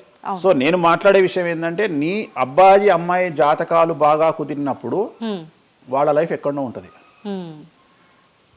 చాలా మంది there is calculated love, calculated relation. అమ్మాయి ఏమనుకుంటుంది, నేను నెలకు 1,50,000 సంపాదిస్తున్నా, నాకు ఖచ్చితంగా 2 లక్షలు సంపాదించే అబ్బాయి కావాలి అనుకుంటుంది. కానీ నన్ను జీవితంలో బాగా చూసుకునే అబ్బాయి కావాలి, నేను కాంప్రమైజ్ అవుతా, నీకు 1,00,000 వస్తుందా, నేను 1,50,000 సంపాదిస్తా, ఇద్దరం కలిసి 2.5 లక్షలతో బతుకుతాము అని ఏ అమ్మాయి అనుకోదు. సో ప్రతి ఒక్కడి క్యాలిక్యులేషన్ ఇదే. అలాగే అబ్బాయి ఏమనుకుంటాడు, నాకు 2 లక్షలు వస్తుంది కానీ నాకు చాలా అందమైన అమ్మాయి కావాలి అనుకుంటాడు. సో ఇక్కడ ఉన్న డిమాండ్కు తగ్గట్టు సప్లై లేదా. సో అప్పుడు ప్రాబ్లం ఏమవుతుంది, ఫైటింగ్. అప్పుడు ఏమవుతుంది అంటే కాంప్రమైజ్ అనేది స్టార్ట్ అవుతుంది. అంటే జ్యోతిష్యుడు జాతకాలు బాగాలేవు అని చెప్పినా ఇనే పరిస్థితులలో వీళ్ళు ఉండరు. రెండవది, జ్యోతిష్కులు కూడా ఏం చేస్తారంటే సాధ్యమైనంత వరకు ముక్కుసూటిగా ఆన్సర్ చెప్పకుండా, కుజదోషం ఉంది, 7వ ఇంట్లో కుజుడున్నాడు, 7వ ఇంట్లో శని కుజులు కలిసి ఉన్నారు, సో చాలా ప్రాబ్లం అవుతుంది. లేదా 7వ ఇంట్లో చంద్రుడు కుజుడు కలిసి ఉన్నారు, సో పిల్లవాడి తల్లి వల్ల సమస్యలు వస్తాయి, లేదా పిల్ల తల్లి వల్ల సమస్యలు వస్తాయి అని వీడు డైరెక్ట్గా అమ్మాయికో అబ్బాయికో చెప్పడు. లేదు మీ ఇద్దరికి సంతాన యోగం లేదు అని చెప్పడు. ఉదాహరణ 9:5 అయింది, ఇద్దరిది అమ్మాయిది అబ్బాయిది, సంతాన యోగం ఉండదు, షష్టాష్టకాలు అయినాయి. వీడు ఏమంటాడు, షష్టాష్టకాలలో శుభ షష్టాష్టకాలు అంటాడు. అంటే విషయంలో మంచి విషయం ఉంటుందా? ఉండదు కదా. శుభ షష్టాష్టకాలు ఎక్కడి నుండి వచ్చినాయి? నువ్వు చెప్పేదే విషం అంటున్నావు, విషం అనుకుంటూ మంచి విషయం అంటున్నావు మళ్ళా. సో మంచి విషయం ఎక్కడ నుండి ఉంటుంది? ఉండదు. విషయం వేసుకుంటే చస్తాడు. అట్లనే షష్టాష్టకాలు అంటే ప్రాబ్లం స్టార్ట్ అవుతుంది. అట్లనే 9:5, ఏకనాడి, వర్ణదోషము, యోని దోషము, ఇట్లా చాలా రకాల దోషాలు ఉంటాయి. సో ఈ దోషాలను ఏం చేస్తారంటే, ఈ దోషాలను ఎదుటి వ్యక్తికి నిజాయితీగా చెప్పడం మానేసి సాధ్యమైనంత వరకు వీళ్ళు పెళ్లి చేసుకోవాలి అనే ఇంటెన్షనల్ గా పాజిటివ్ వేలో వెళ్తాడు. రెండవది ఏంటంటే, ఆల్రెడీ వీళ్ళు ఏం చేస్తారు, మేమిద్దరం ఫిక్స్ అయినాము, మేము పెళ్లి చేసుకుంటాము అని డిసైడ్ చేసుకొని వస్తారు అక్కడికి. అప్పుడు వాడు ఇవన్నీ చెప్పి వాళ్ళ మనసును విరగొడతాడా? విరగొట్టాడు. జనరల్గా ప్రపంచంలో ఏ అమ్మాయి తండ్రి కానీ ఏ అబ్బాయి తండ్రి కానీ తన బిడ్డనో తన కూతురో తన అల్లుడో నాశనం కావాలి అని కోరుకోరు. కానీ చెప్పగలిగినటువంటి పరిస్థితుల్లో ఎవరు ఉండాలి? జ్యోతిష్కుడు ఉండాలి. సో అది నేను చేస్తున్న ప్రస్తుతం కలియుగంలో. వేరే వాళ్ళు ఎవరు చేయట్లేదు ఆ విధంగా. ఎందుకంటే రేపొద్దున కలిసి ఉండకపోతే 2 కుటుంబాలు బాధపడతాయి, సమాజంలో చెడ్డ పేరు వస్తుంది, వీళ్ళ లైఫ్ స్పాయిల్ అయిపోతుంది. సో అందుకని నేను చాలా జాగ్రత్తగా మొదలే డిసైడ్ చేసి, నీకు ఈ ప్రాబ్లం ఉందిరా బాబు, నువ్వు జాతకాలు నీకు కలవలేదు, వివాహం చేసుకోకు అని చెప్తా. వీళ్ళ జాతకాలు బాగా లేకున్నా తీసుకుపోయి మంచి ముహూర్తం చూసుకొని పెళ్లి చేసుకుంటే ఆ ముహూర్తం వీళ్లను సఫలీకృతులను చెయ్యదు. నీ జాతకం బాగుండాలి. అట్లనే నువ్వు ఏ టైంలో పుట్టాలనో డిసైడ్ చేసుకున్నా అని నువ్వు అనుకొని సిజేరియన్ పెట్టుకుంటావు. కానీ ఆ టైంలో నువ్వు నక్షత్రమే చూస్తావేమో కానీ 6వ ఇంట్లో ఉండే గ్రహాలు 12వ ఇంట్లో గ్రహాలు డిసైడ్ చేయగలిగింది భగవంతుడు. ఆ టైంలో ఒకవేళ వ్యయస్థానంలో గ్రహాలున్నా 6వ స్థానంలో గ్రహాలున్నా జాతకం అంతా కింద మీద అవుతుంది. ఒకవేళ కుజుడు ఉండే స్థానాన్ని బట్టి, చంద్రుడు బుధుడు ఉండే స్థానాన్ని బట్టి జాతకాలు కరెక్ట్గా డిసైడ్ చేయకపోతే ఆటిజంతో మగపిల్లలు పుడతారు. సో ఇన్ని సమస్యలు ఉంటాయి. సో చాలా ఈజీగా సిజేరియన్ ఆపరేషన్ చేసుకోగానే పిల్లలు మంచిగా పుడతారు అని కాదు అక్కడ. ఎందుకంటే నువ్వు పిల్లలు మంచిగా పుట్టాలి లేదు అనేది డిసైడ్ చేయడానికి it will take 3 to 4 hours. కానీ 3 to 4 minutes లో జ్యోతిష్కుడు డిసైడ్ చేస్తుంది. అది తప్పు. ఈ మధ్యకాలంలో దశమహావిద్యల అమ్మవార్ల గురించి చాలా ఎక్కువగా వింటున్నాం. రాబోతున్న సినిమాలు, ఆల్రెడీ వచ్చిన సినిమాలు కూడా వారికి సంబంధించిన సినిమాలు ఎక్కువగా రావడం జరుగుతోంది. అంటే కొత్తగా, అంటే ఎవరైనా మనిషి కొత్తగా వస్తే మాట్లాడుకోవడం వరకు ఓకే, కానీ భగవంతుల గురించి కొత్తగా మన అందరిలోకి రావటము, వాళ్ళ గురించి మాట్లాడుకోవటము, మళ్ళీ అంటే భగవంతుడు అంటేనే అందరికీ అందుబాటులో ఉండి వాళ్ళకున్న కష్టాల నుంచి గట్టెక్కించడానికి ఆరాధించే వాళ్ళుగా మనం భావిస్తాము.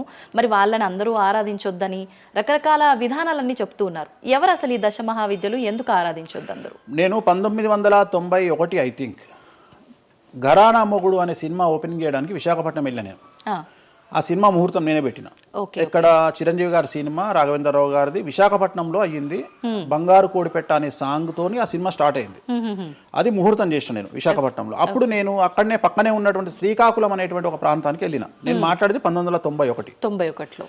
అప్పుడు వాళ్ళకి ఎన్టీ రామారావు అంటే ఎవరో తెలియదు. హైదరాబాద్లో ఎన్టీ రామారావు ఉంటాడు అంటే వాళ్ళ ఆశ్చర్యానికి అంతులు లేవు.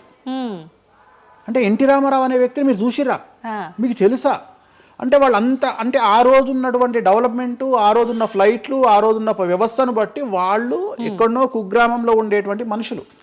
సో వాళ్లకు ఎన్టీఆర్ అంటే హైదరాబాద్ అంటే తెలియదు. మీరు ఇప్పటికీ కూడా శ్రీకాకుళం ఆ ఏరియాకి వెళ్ళి హైదరాబాద్ మీరు జీవితంలో వచ్చిరని అడగండి, 190 మందికి హైదరాబాద్ అంటే ఏందో తెలియదు. ఓకే, సో అట్లనే భారతదేశంలో మనది ఇప్పుడు మన తెలుగు రాష్ట్రాల్లో పుట్టిన చాలా మంది దగ్గరికి వెళ్ళి ఢిల్లీ ఎలా ఉంటుంది అని అడిగితే మీకు తెలియదు, ముంబై ఎలా ఉంటుంది అని అడిగితే మీకు తెలియదు. మాకు తెలియదు కాబట్టి ప్రపంచం గింతే బాయిలకప్ప అనుకోవద్దు. సో దశమహావిద్యలు అనేవి ఇవాళ కొత్తవి కావు. ఎలాగైతే లింగాకారంలో శివుణ్ణి పూజిస్తున్నామో, శివుడి భార్య అయినటువంటి సతీదేవిని అదే యోని రూపంలో పూజిస్తున్నాము. అయిపోయింది, చెరిసగం మంచుకురు ప్రపంచాన్ని. నీకు ఇవాళ తెలిసింది వేణుస్వామి చెప్తే. వేణుస్వామి ఎంక్వైరీ చేయడం అలవాటు, వేణుస్వామికి ఎక్స్ప్లోర్ చేయడం అలవాటు కాబట్టి తిరిగి వచ్చి నీకు ఇవాళ చెప్తే నీకు అర్థమైంది. నువ్వు అంత మాట మాట్లాడుతున్నావు. అరుణాచలం ఎవరికి తెలిసి ఇవాళ వరకు? ఎందుకు అరుణాచలానికి పొలవమంటే వెళ్ళిపోతున్నారు అంటే చాగంటి కోటేశ్వరరావు గారు చెప్పడం వల్ల నీకు అరుణాచలం తెలిసింది. మరి అరుణాచలం విషయంలో ఇదే డిస్కషన్ ఎందుకు వస్తలేదు? అరుణాచలం అనేది నిన్న మొన్నటి దానిక తెలియదు కదా జనాలకు. ఇవాళ గిరి ప్రదక్షిణలు చేస్తూనే ఉన్నారు కదా మీరు అందరు పోయి. అంటే ఎవరో ఒకళ్ళు ఒక సబ్జెక్టు గురించి మాట్లాడేటువంటి పరిస్థితిలోకి రావాలి. ఆ ఫ్రీడమ్ మనం ఇవ్వాలి. సో అరుణాచలం గురించి చాగంటి గారు ఎలా మాట్లాడినారో దశమహావిద్యల గురించి వేణుస్వామి గత 5 సంవత్సరాల నుండి ఫైటింగ్ చేస్తూ ఈ స్టేజ్కి తీసుకొచ్చిండు. దశమహావిద్యల గురించి మాట్లాడడంలో చాలా ఇబ్బందులు ఉంటాయి. ఎందుకంటే చాలా మంది దొంగ పనులు చాటుకు చేయాలనుకుంటారు కానీ పబ్లిక్ లో చేయాలనుకోరు. సో అలాంటి దాన్ని సైలెన్స్ బ్రేక్ చేసినటువంటి వ్యక్తి వేణుస్వామి. దానివల్ల వేణుస్వామి చాలా సఫర్ అయ్యిండు, సామాజికంగా సఫర్ అయ్యిండు, పండితులతో సఫర్ అయ్యిండు, మీడియా వల్ల సఫర్ అయ్యిండు, చాలా మందితో సఫర్ అయ్యిండు దశమహావిద్యల గురించి మాట్లాడడం వల్ల. అంటే ఎందుకు మరి మీరు ఇంత సఫర్ అవుతున్నప్పుడు ఎందుకు? నా ఇష్టం అది. అంటే సమాజంలో ఉన్నప్పుడు ఇష్టం, మన ఇష్టం. నేనేం తప్పు మాట్లాడతలేను కదా. ఇప్పుడు నేననే పాయింట్ ఏంటంటే అల్ట్రాసెట్ అని ఒక టాబ్లెట్ ఉంటుంది. ఆ టాబ్లెట్ లో గంజాయి ఉంటుంది. సో మనం వాడే చాలా టాబ్లెట్లలో గంజాయి ఉంటుంది. మనం వాడే చాలా టాబ్లెట్లలో కొన్ని క్యాన్సర్ ఔషధాలలో పాము విషం ఉంటుంది. దాని గురించి మనం మాట్లాడుకోం. సో మనం దేని గురించి మాట్లాడుకుంటాము అంటే ఏదైనా కొత్తది వచ్చినప్పుడు, వేణుస్వామి లాంటి వాడు వచ్చినప్పుడు మాట్లాడుకుంటాడు. ఇప్పుడు చాలా మంది, కొంతమంది నాకు తెలిసిన వాళ్ళు షుగర్ అంటే ఇప్పటికి కూడా చెప్పుకోరు. భారతదేశంలో షుగర్ వస్తే చెప్పుకోరు షుగర్ వచ్చిందని. అంతెందుకు ఇవాళ గురించి సరోగసి గురించి ఇప్పటికీ మన దేశంలో మాట్లాడుకోరు. ఇప్పటికి కూడా చాలా మంది సెలబ్రిటీలు సరోగసితోని పిల్లల్ని గంటూ అబద్ధాలు చెప్పుకుంటారు, మేము కడుపుతోనున్నామని. అట్లనే అబద్ధాలు చెప్పుకుంటారు, అట్లనే శ్రీమంతాలు చేసుకుంటారు. కానీ వాళ్ళంతా సరోగేట్ మదర్స్. కానీ వాళ్ళు జనాలకు తెలియదు. ఎందుకంటే పొద్దున్న లేచి డోర్ కొట్టి నువ్వు కడుపుతో ఉన్నావా లేదా అని బెదిరిస్తాడు. ఎవడన్నా బెదిరించాడు కదా. నువ్వు ఒక నిజమైన ప్రెగ్నెంట్ను పిలిచి అమ్మ 9 నెలలకు నీ బాడీ లాంగ్వేజ్ ఏందో అడుగు. డెలివరీ అయిన తర్వాత 40 రోజులు నీకు సుక్కలు ఎట్లా కనిపిస్తాయో అడుగు. మొన్న నాకు బాగా క్లోజ్ అయినటువంటి ఒక ఆమె 21 కొడుకు పుట్టిండండి వేణుస్వామి గారు, 21కి రండి అని పిలిచింది. 21కి పోయినా. 5వ అంతస్తులు ఉంది వాళ్ళ ఇల్లు. కిందికి నేను వచ్చిన పార్కింగ్ దిగంగానే వేణుస్వామి గారు మీరు లిఫ్ట్ లో రండి అని మెట్లెక్కుంటూ పోతుంది. 22వ రోజు. నాకు అనుమానం రాదా? వస్తుంది. నేను కూడా ఒక ఆడదానికి పుట్టిన కదా, నేను కూడా ఒక అమ్మ కొడుకునే కదా. నాకు తెలుసు మదర్ కి ఇబ్బందులన్నీ అసలు ఉండవు. సరోగా ఈమె కనదు కదమ్మా. ఇప్పుడు ఎవరో అంటారు, మీరు అది గెస్ చేశారు. గెజ్జేయడం ఏంది, 2 మెట్లు ఎక్కాలంటేనే బాడీ లాంగ్వేజ్ తెలిసిపోతుంది కదా. అవును. ఈమె స్వామి గారు మీరు లిఫ్ట్లో రండి అని టకటక మెట్లు ఎక్కుంటూ ఉరుకుతుంది. అంటే అంతకుముందు ఒక ఎట్లా ఉరికిందో డెలివరీ అయినాక కూడా అట్లే ఉరుకుతుంటే నాకు అనుమానం, ఏమేమి ఇట్లా ఉరుకుతుంది అంటే okay surrogate okay okay okay అంటే వాళ్ళు చెప్పుకోవడానికి భయపడుతుంది. అందరు నయనతారు లక్ష్మీ మనుషులు కాదు కదా. అప్పటికైనా మీకు చెప్పారా వాళ్ళు ఓపెన్ గా? చెప్పలేదు, ఇప్పటికీ చెప్పలేదు. ఆల్రెడీ అట్లనే సెలబ్రిటీలు చాలా మంది ఇదే పని చేస్తారు. సో ఇలాంటివి మాట్లాడుకోవాలి అంటే సమాజం యాక్సెప్ట్ చేయదు. కానీ వేణుస్వామి వచ్చి దశమహావిద్యలో నాన్ వెజ్ పెడతారు అనగానే ఇక నాన్ వెజ్ ప్రపంచంలో ఎవరు తిననట్టు, ఇక నాన్ వెజ్ అసలు నాన్ వెజ్ ఇక అసలు అదేదో తప్పైనట్టు, ఇక లిక్కర్ ఎవరు తాగలేనట్టు. మళ్ళీ చూస్తే తెలంగాణలో హైయెస్ట్ లిక్కర్ సేల్స్ భారతదేశం మొత్తంలో తెలంగాణదే ఉంటుంది, ఆంధ్రప్రదేశ్దే ఉంటుంది. మనం బతికేది 2 రాష్ట్రాలు బతికేదే లిక్కర్ మీద బతుకుతాయి. కానీ మళ్ళీ మనకు ఎక్కడ లేని బాధ, వేణుస్వామి మాట్లాడితే నిజాయితీగా మాట్లాడిండు కాబట్టి వేణుస్వామి తప్పు చేస్తుండు, వేణుస్వామి ఆడ మందావుతుండడా. సార్ కరోనా వరకు తినకూడని కమ్యూనిటీలు ఏవి కూడా, అంటే నాన్ వెజ్ ముట్టుకోని కమ్యూనిటీలు కూడా డాక్టర్ చికెన్ తినురి మటన్ తినురి అనగానే ఒక్కొక్కడు మార్కెట్లో లేనంత మటన్ చికెన్ తిన్నారు. కమ్యూనిటీల గురించి నేను మాట్లాడా. అప్పటిదాకా మేము తినము అన్నోడు కూడా తినడం స్టార్ట్ చేసిర్రు. అంటే నువ్వు డాక్టర్ చెప్తే మళ్ళీ డాక్టర్ చెప్పాడు కాబట్టి తింటున్నామండి, లేకుంటే తినేవాళ్ళం కాదు. తిన్నవా లేదా? సో తప్పే ఉంది. అసలు మద్య మాంసాదులు లేని దేవతల గురించి మాట్లాడుకుందాం. ఎక్కడున్నారు దేవతలు? అసలు మద్య మాంసాదులు లేని దేవతలేరి? రాముడు క్షత్రియుడు, మాంసం తినలేదా? సురాపానం అంటున్నావు, దేవతలే సురాపానం తీసుకున్నారు. అది మద్యమే మరి అది దానికి ఏందమ్మా? ఇప్పుడు ఎన్నో యాగాలు చేస్తారు, అవన్నీ పుకార్లు అంటున్నారు. అదే చెప్తున్నా నేను నీకు. సురాపానము అని ఎక్కడ పెట్టిరు? అమృతము అని ఎక్కడ పెట్టి? సురాపానము నథింగ్ బట్ సారా, ఇప్పసారా.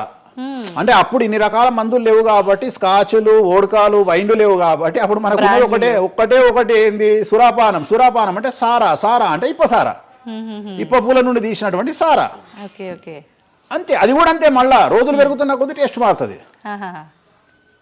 సో ఇవాళ వేణుస్వామి వచ్చి మాట్లాడంగానే ఇక ఎక్కడ లేనటువంటి, అంటే ఏం లేదు. నేను అనేది ఏంటంటే టార్గెట్ చేయడానికి ఏదో ఒకటి కావాలి. ఇప్పుడు నువ్వు దశమహావిద్యల గురించి తెలుసుకోవాలి అంటే నువ్వు కామాఖ్య పోవాలి.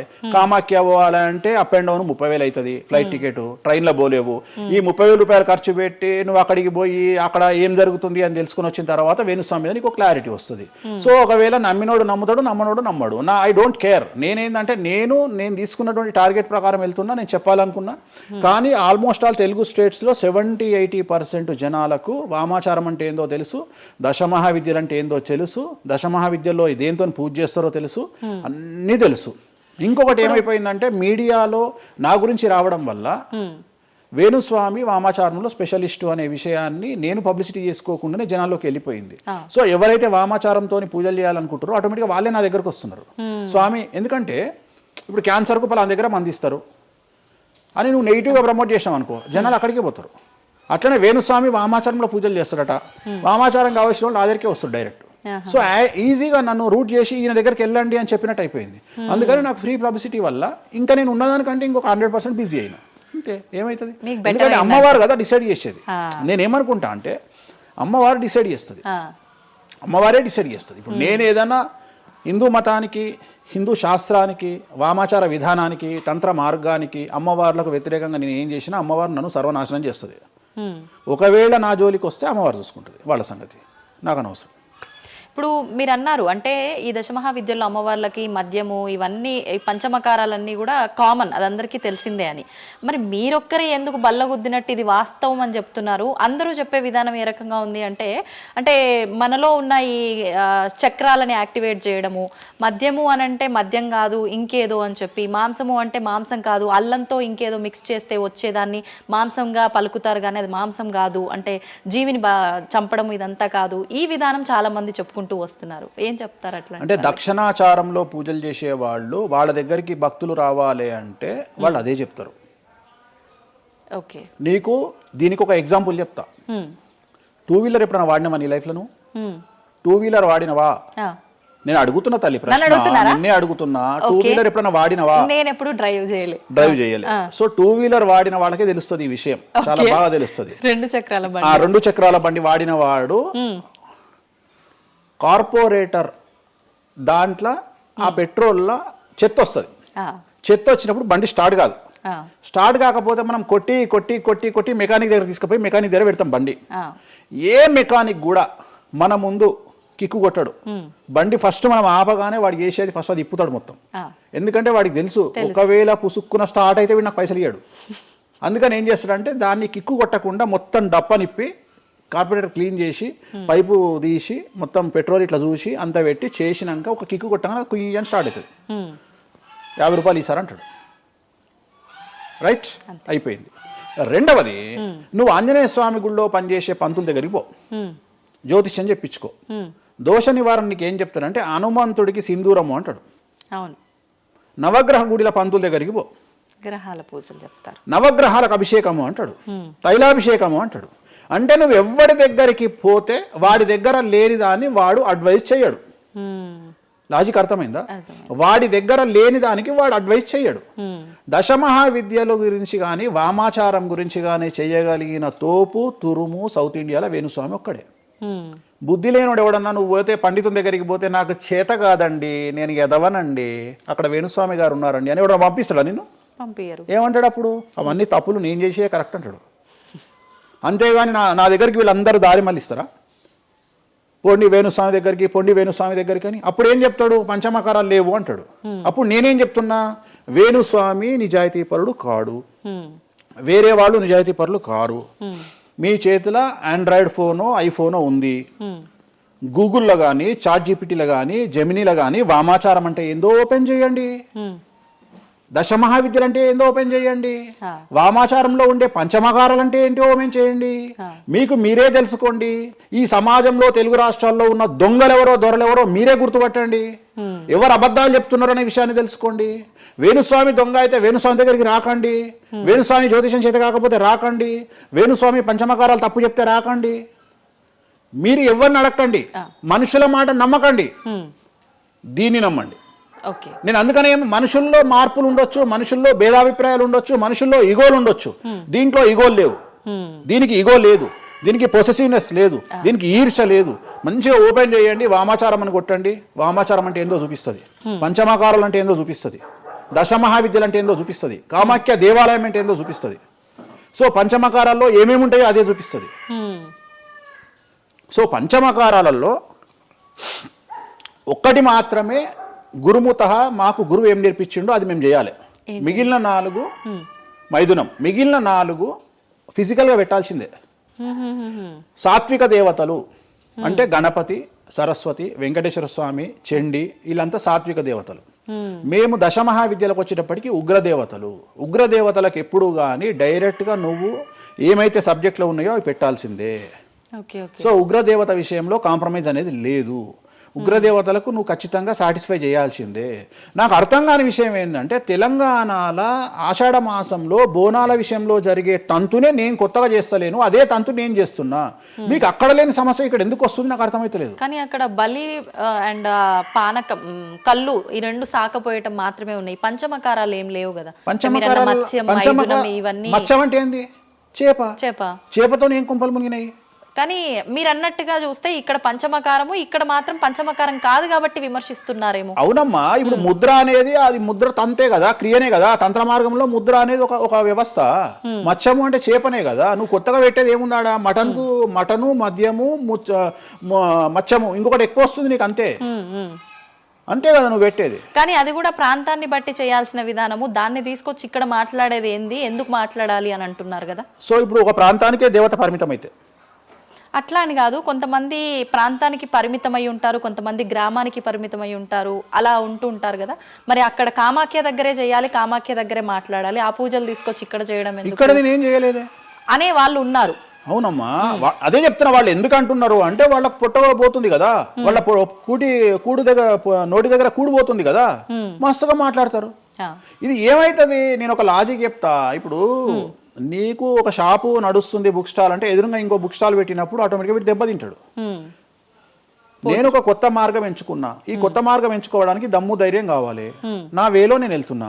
నన్ను విమర్శించడానికి చాలా మంది వస్తారు. కారణం ఏంటి అంటే వేణుస్వామి ఒక్కడే, వేణుస్వామి ఒక్కడే. కానీ 99 మంది పాజిటివ్ దక్షిణాచారంలో వెళ్తే వేణుస్వామి ఒకడే వామాచారంలో వెళ్తున్నాడు. వీళ్ళకి నేను అందరికీ కాంపిటీటర్గా వీళ్ళు భావిస్తున్నారు.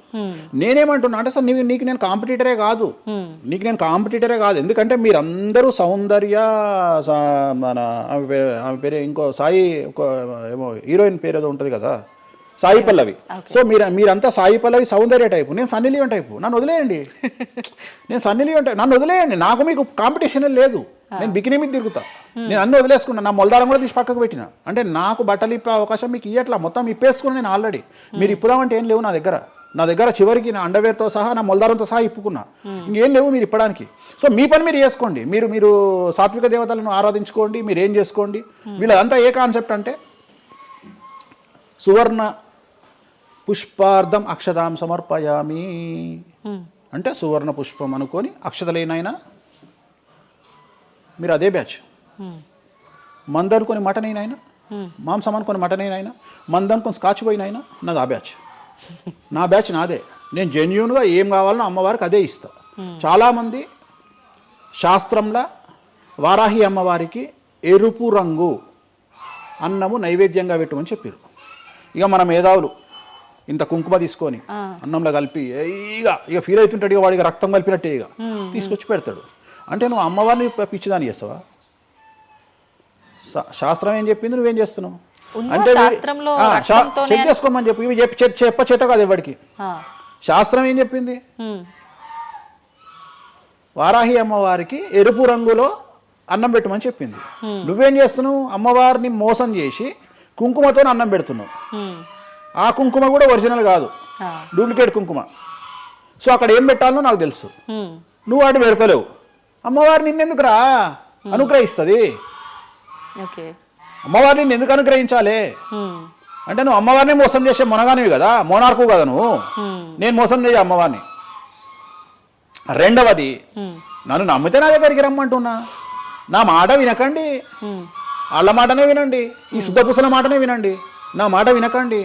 ఫస్ట్ మీరు నన్ను మెచ్చుకున్న వీడియో దయచేసి చూడకండి. నన్ను యాంకర్లు బట్టలిప్పాలి అని ప్రయత్నం చేసిన వీడియోలు చూడండి. నన్ను చాలా వరకు అంటే ఈయన ఏదో దొరకబట్టి విని ఆ ఉన్న లాస్ట్కు నా ముల్లారం కూడా ఇప్పేసిన, ఇంకేమైనా ఉన్నాయేమో బాడీలో గుంజుదామో అని ప్రయత్నం చేసే యాంకర్ల వీడియోలు చూడండి. నా గురించి నెగిటివ్ పెట్టిన వీడియోలో చూడండి. మీకు నా మీద చివరిగా నమ్మకం కలిగి ఈయన దగ్గర విషయం ఉందంటే రండి, లేకుంటే రాకండి. ఇంకొక విషయం అంటే మీరు ఇంత ధైర్యంగా దర్జాగా ఒక సవాల్ విసిరినట్టుగా మాట్లాడుతున్నారు వీడియోలో మాట్లాడినప్పుడు. మరి మీరు చెప్పినవన్నీ అంటే వేణుస్వామి చెప్పినవన్నీ వాస్తవాలైతే, శాస్త్రంలో ఉంది నేను చూపిస్తానే అతనైతే, ఎంతసేపు ఉన్నా ఆయన పర్సనల్ వీడియోలో చెప్పడము, వేరే యాంకర్ల దగ్గర చెప్పడం తప్ప డిబేట్లకు ఎందుకు రారు, వచ్చి మాతో వాదించవచ్చు కదా, ప్రూవ్ చేయొచ్చు కదా అని చాలా మీరు రెడీనా? డిబేట్లకు రాను. ఎందుకని? కానీ మనం అగ్రిమెంట్ పేపర్లు రాసుకుందాం. నీ ద్వారా చెప్తున్నా నువ్వు కామాఖ్యకు నేను తీసుకుపోతా. నేను చెప్పిన దాంట్లో కామాఖ్యలో ఏది జరగకపోయినా నా దుకాణం పని చేసుకుంటా. నా ప్రాపర్టీ మొత్తం రాసి చేసి నేను నా ఫ్యామిలీతో సహా దేశం వదిలిపెట్టి వెళ్ళిపోతా, లేదు స్టేట్ వదిలిపెట్టి వెళ్ళిపోతా. అన్ని వాస్తవం అని మీరు ప్రూవ్ చేస్తారు. అక్కడ అక్కడికి నేను ప్రూవ్ చేసిన అవసరం లేదమ్మా. నీకే ₹1,00,000 ఇస్తా, పోయి చూసుకొని రాదు కెమెరాలో. ఓకే, దీనికి ఎందుకు డిబేట్ ఎందుకు? నువ్వే పోయిరా, నీకు నేను డబ్బులు ఇస్తా, ₹1,00,000 ఇస్తా, పోయిరా. ఓకే, పోయేసి అక్కడ ఏమేమి జరుగుతుంది, ఏమేమి పూజలు చేస్తారో నువ్వే చెప్పు. ఇప్పుడు కామాఖ్యలో కూడా అమ్మవారి గర్భగుడి లోపల దాకా ఈ పంచమకార వ్యవహారం కానివ్వండి, బలి సాంప్రదాయం, ఆ బలికి సంబంధించిన విధానం కానీ లోపలికి లేదు, అది కూడా ఏదున్నా మెయిన్ గుమ్మం బయటే అని అంటున్నారు. అది సో ఇది అంతా నీకు ఎప్పుడు రైట్స్ వస్తాయి అంటే చూసినప్పుడు మాట్లాడడానికి వస్తాయి. నువ్వు ఎవరో చెప్పిన దాన్ని నన్ను కార్నర్ చేయడానికి అడిగితే పనికిరావు. నేను అనే పాయింట్ ఏంటంటే ఇవన్నీ షో చేయడానికి పని చేయనటువంటి వ్యవస్థ. అంటే ఇవన్నీ నేను వీడియో రూపంలో మీ ముందుకు తీసుకురాలనేటువంటి వ్యవస్థ. సో దీనికోసము నువ్వు వాళ్ళ కోణంలో నన్ను ప్రశ్న అడిగినావు అనుకో, నేనేమంటున్నా అంటే నా కోణంలో అడిగిపిస్తా, వచ్చి చూడు. నా కోణంలో నువ్వు ఎప్పుడు అడుగుతావు? నాతో పాటు వచ్చినప్పుడు అడుగుతావు. నువ్వు నాతో పాటు చూడకపోతే నువ్వెట్లా అడుగుతావు? అట్లనంట ఇట్లనంట. ఇప్పుడు నార్త్ ఇండియా వాడు ఉన్నాడు, నేపాల్లో ఉంటాడు, వానికి వెంకటేశ్వర స్వామి విగ్రహం ఏందో తెలియదు. సపోజ్ వానికి ఎవరో చెప్పిండు ఎల్లిగాడు వెంకటేశ్వర స్వామి కాదు అమ్మవారు ఉన్నదని, వాడు కూడా నువ్వు అడిగినట్టే అక్కడ లోకల్ యాంకర్ అడుగుతుంది, ఆడ వెంకటేశ్వర స్వామి కాదట అమ్మవారు ఉన్నదట కదా అంటాడు. నువ్వు చూస్తే చెప్తావు, అరే పిచ్చినాయాలా, అరే ఎదవనాయాలా, ఆడున్నది వెంకటేశ్వర స్వామిరా, దేవుడురా అని చెప్తావు. ఆ, అవునా? అవును. నువ్వు ఆ కామాఖ్యమ్మ వాడిని చూస్తానని ఇట్లా అడగకపోతుంటే నువ్వేం అడుగుతుంటే నీ వర్షన్ మారుతున్నావు. వేణుస్వామి గారు మిమ్మల్ని ఎందుకు టార్గెట్ చేస్తున్నారండి ఈ ఎదవలు అని అడిగే విధానం మారుతుంది. మారుతుందంటారా పక్క? నువ్వు చూడకపోతే నీకు ఎక్కడ అడుగుతావు? హా. నీ ఆలోచన విధానం ఏంటంటే ఈయన ఏమన్నా ఇరుకున పెడదామా అనే ఆలోచనే తప్ప, అరే ఈయన మరి నేను చూడలేదు కదా, నాకు రైట్సే లేవే అని నువ్వు అనుకుంటలేవు. నీకు రైట్స్ ఎక్కడ ఉన్నాయమ్మా అడగడానికి? నన్ను అడగడానికి నీకు రైట్సే లేవు. అంటే మీరు అన్నట్టు నేను అక్కడికి వచ్చి చూస్తే అక్కడ జరిగేది చూస్తా, అది మాత్రం శాస్త్ర ప్రకారంగా జరుగుతుందో లేదో నేను చూడలేను కదా. అంటే దీన్ని బట్టి నీ ఉద్దేశం ఏంటి అంటే, ఒక దేవాలయంలో కూడా శాస్త్ర ప్రామాణికంగా జరగదు. కామాఖ్యలో తెలుగు వాళ్ళు మాట్లాడుకునే, పండితులు మాట్లాడుకునేవే నిజాలు. ఇప్పుడు నువ్వు అనేది అదే కదా. అంటే అది ప్రాంతీయం ప్రకారంగా జరుగుతుంది, అది మరి శాస్త్రంలో ఏదైనా ఉండొచ్చు, ప్రాంతీయమే ఉండకపోవచ్చు. జరుగుతుందమ్మా, ఏదైనా ప్రాంతీయమే జరుగుతుంది, ఏదైనా ప్రాంతీయమే జరుగుతుంది. గోవాల కసినో ఆడితే తప్పు లేదు, తెలంగాణలో కసినో ఆడితే తప్పు. దాన్నే దేశకాలమాన పరిస్థితులు అంటారు. తిరుపతి వెంకటేశ్వర స్వామికి తిరుపావడ సేవ చేస్తారు, మరి ఎందుకో లోకల్ టెంపుల్ ఎందుకు తిరుపావడ సేవ చేస్తలేరు? తిరుపతి వెంకటేశ్వర స్వామి వారికి పునుగుపిల్లి తైలం పెడతారు, మరి అట్లనే ఇప్పుడు రేపటి నుండి రామాలయంలో పునుగుపిల్లి తైలం పెట్టి నువ్వు వచ్చి నువ్వు స్టార్ట్ చేయమ్మా. మన తెలుగు రాష్ట్రాలలో నువ్వు ప్రాంతీయత గురించి మాట్లాడుతున్నావు కదా. అంటే ఒక్కొక్క దానికి ఒక్కొక్క కట్టుబాట్లు ఉంటాయి. అవునమ్మా, నీకు కావాల్సింది అల్టిమేట్ గా ఏంది? నీకు డబ్బు కావాలి, నువ్వు కోరుకున్న కోరికలు తీరాలి, అంతే కదా. నువ్వు కోరుకున్న కోరికలు తీరాలి. ఎంతమంది ఎకనామికల్ అఫెన్స్ చేస్తలేరు భారతదేశంలో? టీచర్ దగ్గర నుండి మొదలుకుంటే ప్రతి ఒక్క నువ్వు ₹1,00,000 లోన్ తీసుకొని కట్టకపోతే నీ ఇంటి ముందరకు వస్తారు. 20,000 కోట్లు తీసుకున్నాడు దొబ్బేస్తామని సంఖ కూడా ఎవడు పట్టుకోడు. ఇవి కదా మనం మాట్లాడుకోవాలి. ఇవి చేతగావు. వేణుస్వామి కామాఖ్య నుండి అమ్మవారిని తెచ్చి హైదరాబాద్లో పెట్టిండు అంటే నేను అనే పాయింట్ ఏంటంటే ఇదే చెప్తున్నా. ఇప్పుడు విమర్శించడానికి, బట్టలిప్పడానికి చేసే ప్రయత్నము, నువ్వు సబ్జెక్ట్ గురించి ఆలోచించి వామాచారం అంటే ఏంది, దీనివల్ల లాభం ఏంది, ఇది కదా అడగాల్సిన ప్రశ్నలు. కానీ ఏం చేస్తున్నావు? నీ దగ్గరకు వచ్చే వరకు సాధ్యమైనంత వరకు అసలు కామాఖ్యలో ఇష్టమే లేదట కదా. ఒకవేళ నిన్ను నిరూపిద్దామని నేను విశ్వ ప్రయత్నం చేస్తే చివరికి నువ్వేం మాట్లాడతావు? అది అక్కడ లోకల్ అట కదా. అవును, లోకలే, అది లోకలే. ప్రతి ప్రాంతానికి ఆచారం ఉంటుంది. మరి సంక్రాంతి అనే పండుగ ఆంధ్ర వారిది కదా, తెలంగాణలో లేదు కదా. మరి తెలంగాణ రేపటి నుండి వేస్తే జనవరిలో తోలు తీద్దాం ఒకనొకంది చెప్పు, మరి చేద్దాం. పతంగులు ఎగిరేసుడు తెలంగాణ ప్రాంతం కదా, ఆంధ్రాలో కూడా నేస్తే తందాం ఈసారి చెప్పు, మరి నువ్వే చెప్పు. ఎందుకు బ్రిటిష్ వాళ్ళు అలవాటు చేసిన న్యూ ఇయర్ ని మనం జరుపుకోవట్లేదా? అంటే నీకు నచ్చిందేమో. నేను అదే చెప్తున్నా, మీరు చేస్తే సంసారం, వేణుస్వామి చేస్తే వ్యభిచారం. అంటే అర్థమైంది ఏంటంటే యాంకరింగ్. ఇప్పుడు ఇంటర్వ్యూ మనం మాట్లాడుకుంటే సంవత్సరం గురించి మాట్లాడదామంటే నీకు అల్టిమేట్గా కాంట్రవర్సీ కావాలి. ఎందుకంటే జనాలు కాంట్రవర్సీ తన్నుకొని వస్తే ఎంజాయ్ చేస్తారు. ప్రశాంతంగా కూర్చొని ఓం నమో వెంకటేశాయ, వెంకటేశ్వరం కొబ్బరికాయ కొడతాడు, వెంకటేశ్వరం 3 నామాలు ఉంటాయి అంటే ఎవరు చూడడు. ఇట్లా మనం ఇద్దరం పెంట పెట్టుకున్నాం అనుకో, కింద నన్ను వచ్చిండ్రు ఆ దున్నపోతు అని ఒక కామెంట్ పెట్టి ఎంజాయ్ చేస్తాడు చేస్తాడు. సో ఇవన్నీ చూసి చూసి చూసి చూసి చూసి వెక్స్ అయిపోయినా. నేను ఒకటే నమ్ముతా, ఒక మనిషి విమర్శించంగానే ఆ మనిషి లైఫ్ నాశనం అయితే ఆ మనిషి బ్రతికి వేస్ట్. ఒక మనిషి కొట్టగలిగితే ఆ మనిషి లైఫ్ వేస్ట్. మీరు ఏం కొట్టుకుంటారో, ఏం విమర్శ చేసుకుంటారో మీ ఊహకే వదిలేస్తున్నా. వేణుస్వామి అన్టచబుల్. వేణుస్వామి చాలా కష్టపడి స్థాయికి వచ్చిండు. సో వేణుస్వామి చెప్పేవేవి అబద్ధాలు కాదు. ఇంత పెద్ద స్టేట్మెంట్ ఇస్తున్నా. వేణుస్వామి తప్పు చేస్తే వేణుస్వామిని అమ్మవార్లు సర్వనాశనం చేస్తారు, 1000 ముక్కలు చేస్తారు. వేణుస్వామి సర్వనాశనం అయిపోతాడు. నా జోలికి ఎవడొచ్చినా వాన్ సంగతి అమ్మవారు చూసుకుంటుంది. ఇంతకంటే బిగ్గెస్ట్ స్టేట్మెంట్ ఎవడు ఇయ్యాడు ప్రపంచంలో, నేను ఇస్తున్నా. సో నేను ఇక్కడున్న తొప్పాసగాళ్ళతో డిబేట్ పెట్టాల్సిన అవసరం నాకు లేదు. నీకు దమ్ముంటే నువ్వు తీసుకురా, ఎవరిని తీసుకొస్తావో నేను డబ్బులు పెట్టుకుంటా, కామాఖ్య తీసుకుపోతా, చూపిస్తా. మళ్ళీ మొత్తం చూపించిన తర్వాత నేను నోట్ల నుంచి ఇది లోకల్ ఇది లోకల్. రాత్రి పెళ్లిలు ఏదైతాయి ఆంధ్రాలో అవుతాయి, తెలంగాణలో ఏ పెళ్లిలు అవుతాయి 11 గంటలకు అవుతాయి. మరి ఇప్పటి నుండి తెలంగాణలో ఎవడన్నా రాత్రిపూట పెళ్లి చేసుకుని తన్నాలే పట్టుకొని. ఇంత పెద్ద గ్లోబలైజేషన్ అయ్యింది. చివరికి బాలయ్య బాబు సినిమాలకు కూడా పరదాలు కాలుస్తున్నాం అమెరికాలో, పవన్ కళ్యాణ్ సినిమాలకు కూడా పరదాలు కాలుస్తున్నాం అమెరికాలో. దీంట్లో రానటువంటి పట్టింపు ఓన్లీ వేణుస్వామి కామాఖ్య దగ్గరికి పోయినప్పుడే వస్తుంది అంటే కావాలని చేస్తున్న వ్యవహారం ఇదంతా వాళ్ళ ఇష్టం. ఇప్పుడు కాసేపు ఇవన్నీ పక్కన పెడితే కామాఖ్య, ఈ జాతకాలు ఇవన్నీ ఇప్పటి వరకు కూడా రకరకాల విపత్తులు అయితే మనం చూసాం. గత ఉగాది మన కొత్త సంవత్సరం నుంచి కూడా ఇప్పటి వరకు చాలా విపత్తులు చూసినాం. అంటే పంచభూతాల్లో ఒక్కొక్కటి ఒక్కొక్క ప్రళయంగా, అగ్ని ద్వారా కావచ్చు, గాలి ద్వారా కావచ్చు, రకరకాలుగా. ఇప్పుడు ఈ గ్రహాల మార్పుల వల్ల ఏవో రాబోతున్నాయని, మొన్న రీసెంట్గా బ్రహ్మంగారి ఇల్లు కూలింది అని, అంటే ఎక్కడ ఏ మూలన ఏం జరిగినా కూడా దాన్ని ప్రతి ఒక్కదానికి లింక్ చేసి దానివల్ల ఏదో దుష్ప్రభావాలు రాబోతున్నాయి, దీనివల్ల ఇబ్బందులు పడబోతున్నారని చెప్పి చెప్తున్నారు.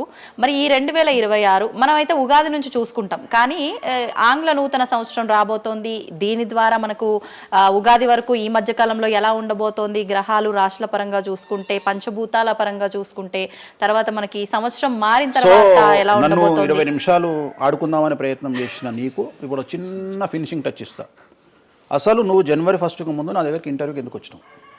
ఎందుకు రావు? ఉగాది కదా నువ్వు రావాలి. ఉగాదిది సపరేట్, అప్పుడు కొత్త పంచాంగం దృష్ట్యా ఇది సపరేట్. క్వశ్చన్ లేదు. ఎందుకని? తప్పు. దీనికి ఆన్సర్ చెప్పినాకనే ముందరకు పోవాలి మనం. ఉగాది 2026 మార్చి 19 నాడు శ్రీ పరాభవన సంవత్సరం వస్తుంది. దానికి కదా మనం పంచాంగం తీసుకోవాలి. నేను ఎందుకు ముందుగా వచ్చానంటే నేను దానికి ఆన్సర్ చెప్తా. మీరు ఎట్లాగో బిజీ పూజల్లో, మళ్ళీ నాకు అవకాశం దొరుకుతుందో లేదో తెలియదు. కాదు కాంపిటీషన్ జీవితములో నిన్ను నువ్వు నిలబెట్టుకోవడానికి కొత్తదనాన్ని ఎంచుకొని నిన్ను నమ్ముకున్నటువంటి ఓనర్కు నీ పూర్తి కర్త కర్మ క్రియ నీ రిజల్ట్ను ఇవ్వడానికి నువ్వు చేస్తున్నటువంటి ఒక ప్రయత్నం, నిన్ను నువ్వు జనాల్లో కొత్తగా ప్రొజెక్ట్ చేసుకోవడానికి చేస్తున్నటువంటి ప్రయత్నం. అదే ప్రయత్నం వేణుస్వామి చేసిండు కామాఖ్య విషయంలో. అమ్మా ఇట్లొచ్చారా? అర్థమైందా? కాబట్టి జనాల్లో కొత్తదానంలో కొత్తగా వస్తే నువ్వు గదే యాంకరింగ్ నేర్చుకున్నావు, గాయన గదే అడ్వకేట్ చదువుకుండు, గా టీవీ ఛానల్ గదే చేసింది. మరి గా టీవీ ఛానల్ ఏమో ప్రైమ్ టైమ్ స్లాట్ 2 లక్షలు ఎట్లా పోతుంది? పనికి వాళ్ళ చిన్న ఛానల్ 2000 ఎందుకు పోతుంది అంటే వాళ్ళు కష్టపడడానికి, వాళ్ళు చేసిన స్టింగ్ ఆపరేషన్లు కావచ్చు, వాళ్ళు జీవితాన్ని నాశనం చేసిన విధానం కావచ్చు, వాళ్ళకి ఆ పేరు వచ్చింది. సో అట్లనే వేణుస్వామి కష్టపడి ఈ స్థాయికి రావడానికి వేణుస్వామికి అంటూ ఒక బ్రాండ్ ఉన్నది. సో రెండవది, ఇదే సంవత్సరం ఇదే ఛానల్లో 2025 శివ అనే ఒక యాంకర్ కు నేను ఇంటర్వ్యూ ఇచ్చిన. అందులో చాలా విషయాలు చెప్పిన. ఏమేం చెప్పిన? ఈ సంవత్సరము రైలు ప్రమాదాలు ఎక్కువ అని చెప్పిన, విమాన ప్రమాదాలు ఎక్కువ అని చెప్పిన. చెప్పంగా వెనకకెంచి వచ్చి వీరికి పని పాట లేదు, వీడు పొద్దుగాలు లేస్తే ఇటువే మాట్లాడతాడు అని తిట్టిరు నన్ను. మరి అయినప్పుడు ఒక్కడన్నా పెట్టడేంద్రా? పెట్టాలే కదా. ఎందుకు పెట్టారు అంటే చివరికి జ్యోతిష్యం చెప్పుకునే స్వేచ్ఛ కూడా మా బొందకు లేకుండా చేసిరు. జ్యోతిష్యంలో అరే ఇప్పుడు నా సొంత కవిత్వం కాదు, ఎవరిని అడిగినా చెప్తారు. ఈ సంవత్సరం గురువు అధిపతి కమాండర్ కేతువు అన్ని క్లియర్గా ఉన్నాయి. కేతువు అంటే మోక్షకారకుడు, భక్తికారకుడు. ఈ సంవత్సరం 2026లో ఎక్కడైతే జనాలు గుమిగూడు ఉంటారో అక్కడ ప్రాబ్లమ్స్ వస్తాయి. అది రేపు జరగబోయేటువంటి పుష్కరాలు కావచ్చు, రేపు జరగబోయే సమ్మక్క సారక్క పండగ కావచ్చు, లేకపోతే దేవాలయాల్లో ముక్కోటి ఏకాదశి కావచ్చు, ఎక్కడైతే భక్తి భావం ఉంటుందో అక్కడ చాలా పెద్ద పెను ప్రమాదాలు, సంచలనాలు జరుగుతాయని శాస్త్రం చెప్తుంది. శాస్త్రం చెప్పినప్పుడు ఆ శాస్త్రాన్ని వేణుస్వామి చెప్తున్నాడు.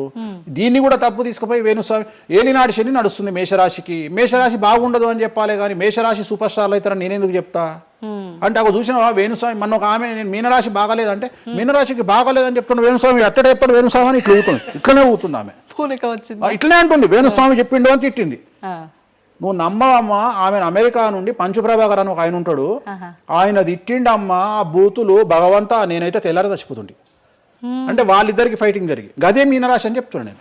ఆమె మీనరాశి అంట, గదే మీనరాశి అంటున్నాను. అంటే నేను చెప్పేది అదే. నేను చెప్పేది ఫస్ట్ శనీశ్వరుడు కాదు, శనేశ్వరుడు. శనీశ్వరుడు అని ఎందుకు వచ్చింది అంటే, ఒకరోజు శని శంకరుడు ఇద్దరు కలిసినప్పుడు శంకరుడు శనిని అడుగుతాడు, ఏందా నేను చూస్తే పెద్ద అందరు భయపడుతున్నారు, చాలా పెద్ద పెద్ద వాళ్ళు భయపడుతున్నారు, నువ్వు తోపు తురుమట కదా అంటాడు. అంటే నేను తోపు తురుమా కాదా, రేపు చెప్తా నీ సంగతి అంటాడు. ఎవరు? శని ఈశ్వరుని అంటాడు. అంటే ఏంది అంటే, రేపు నీ టైం వచ్చింది, నీ సంగతి ఏందో చెప్తా అంటాడు. అంటే తెల్లవారి పొద్దున సూర్యోదయానికి శంకరుడు పోయి ఒక చెట్టు తొర్రలో దాచుకొని సాయంత్రం సూర్యాస్తమయం వరకు చెట్టు తొర్రలోనే ఉంటాడు. ఉండి బయటకు వస్తాడు. బయటకు వచ్చిన తర్వాత శని ఎదురుపడితే నన్నేమో చేస్తా అన్నావు కదా, ఏం చేసినావు అంటాడు. అంటే నువ్వు లయకారకుడివి, ప్రపంచాన్ని శాసిస్తావు, ముల్లోకాలను శాసిస్తావు, అట్లాంటి నిన్ను తీసుకుపోయి సూర్యోదయం నుండి సూర్యాస్తమయం దానిక చెట్టు త్వరలో దాచిపెట్టిన, ఇంతకంటే నేను చేసేదే ఉంది అంటాడు. ఆట మొదలు పెట్టేశాడు అక్కడ ఆల్రెడీ. అప్పటి నుండి ఆయనకు శనీశ్వరుడు అని పేరు వచ్చింది. Okay okay. సో ఇది జరిగింది శంకరుడికి కూడా జరిగింది, రాముడికి కూడా జరిగింది. సో ఏలినాటి శని పీరియడ్లో, షష్టమ శని పీరియడ్లో బాధలు పడేటువంటి పరిస్థితి ప్రతి ఒక్కళ్ళకు ఉంటుంది. రెండవసారి ఏలినాటి శనిలో మరీ దరిద్రంగా ఉంటుంది. కలియుగంలో దాని తీవ్రత చాలా ఎక్కువగా ఉంటుంది. కలియుగంలో ఫిజికల్ కంటే మానసికమైన దెబ్బలు చాలా ఎక్కువగా ఉంటాయి. జనాలు కొట్టే దెబ్బలు చాలా ఎక్కువగా ఉంటాయి. నరఘోష వల్ల తినే దెబ్బలు చాలా ఎక్కువగా ఉంటాయి. కలియుగ దైవమైనటువంటి వెంకటేశ్వర స్వామి వారికే ఎన్నో రకాల పూజలు చేసి దిష్టి తీయడానికి ప్రయత్నం చేస్తున్న సందర్భంలో ఆఫ్టర్ ఆల్ మానవుల మనమెంత. సో మన మీద ఎన్నో రకాల దుష్ప్రయోగాలు ఉంటాయి, ఎన్నో రకాల నరఘోషలు ఉంటాయి. సో ఇవన్నీ జనాలకు తెలియజేయాల్సిన బాధ్యత ఒరిజినల్ పండితుడిగా, ఒరిజినల్ జ్యోతిష్కుడిగా నా మీద ఉంది. సో సొంత కవిత్వము జనాలకు పాజిటివ్గా చెప్పడానికి నేనేమి ఏమో అంటారు కదా, వ్యక్తిగత ఏదో అంటారు వాళ్ళను, వ్యక్తిగతంగా కౌన్సిలింగ్ ఇచ్చేటువంటి వాడిని కాదు నేను. సో నేను శాస్త్రం ఏం చెప్పిందో నేను దాన్ని మాత్రమే జనాలకు చెప్పడానికి నేను ఇక్కడ ఉన్నా. అంతేగాని క్యాన్సర్ వచ్చిన పట్టుకొని నీకు ఏం లేదు అని చెప్పి వాడిని ఇంటికి పంపించి 2 రోజుల తర్వాత సచ్చేటట్టు చేసేటువంటి నీచుడిని నేను కాదు. క్యాన్సర్ వస్తే క్యాన్సర్ వచ్చింది, ధైర్యంగా బతుకు, ఇంకా బతుకు, నీ కోరికలు తీర్చుకో, అన్ని కోరికలు తీసుకొని సావు అని చెప్తా. రెండవది, అన్ని తిని 60 ఏళ్ళు పోతే ఏం తినకుండా 80 ఏళ్ళు బతికితే లాభం లేదు. సో కలియుగంలో ఇవన్నీ సమస్యలు చాలా తీవ్రంగా ఉంటాయి. భార్యాభర్త కారులో పోతే పక్కింటోడు ఏడిస్తాడు, మంచి కారు కొనుక్కుంటే ఏడిస్తాడు, ఒక పిల్లగాడు మంచి ఉత్తీర్ణత శాతంలో పాస్ అయితే ఏడిస్తారు, మంచి ఉద్యోగం వస్తే ఏడిస్తారు, ఒక పొలిటికల్ బాగుంటే చస్తాడు, ఒక యాంకర్కు డబ్బులు వస్తే చస్తాడు.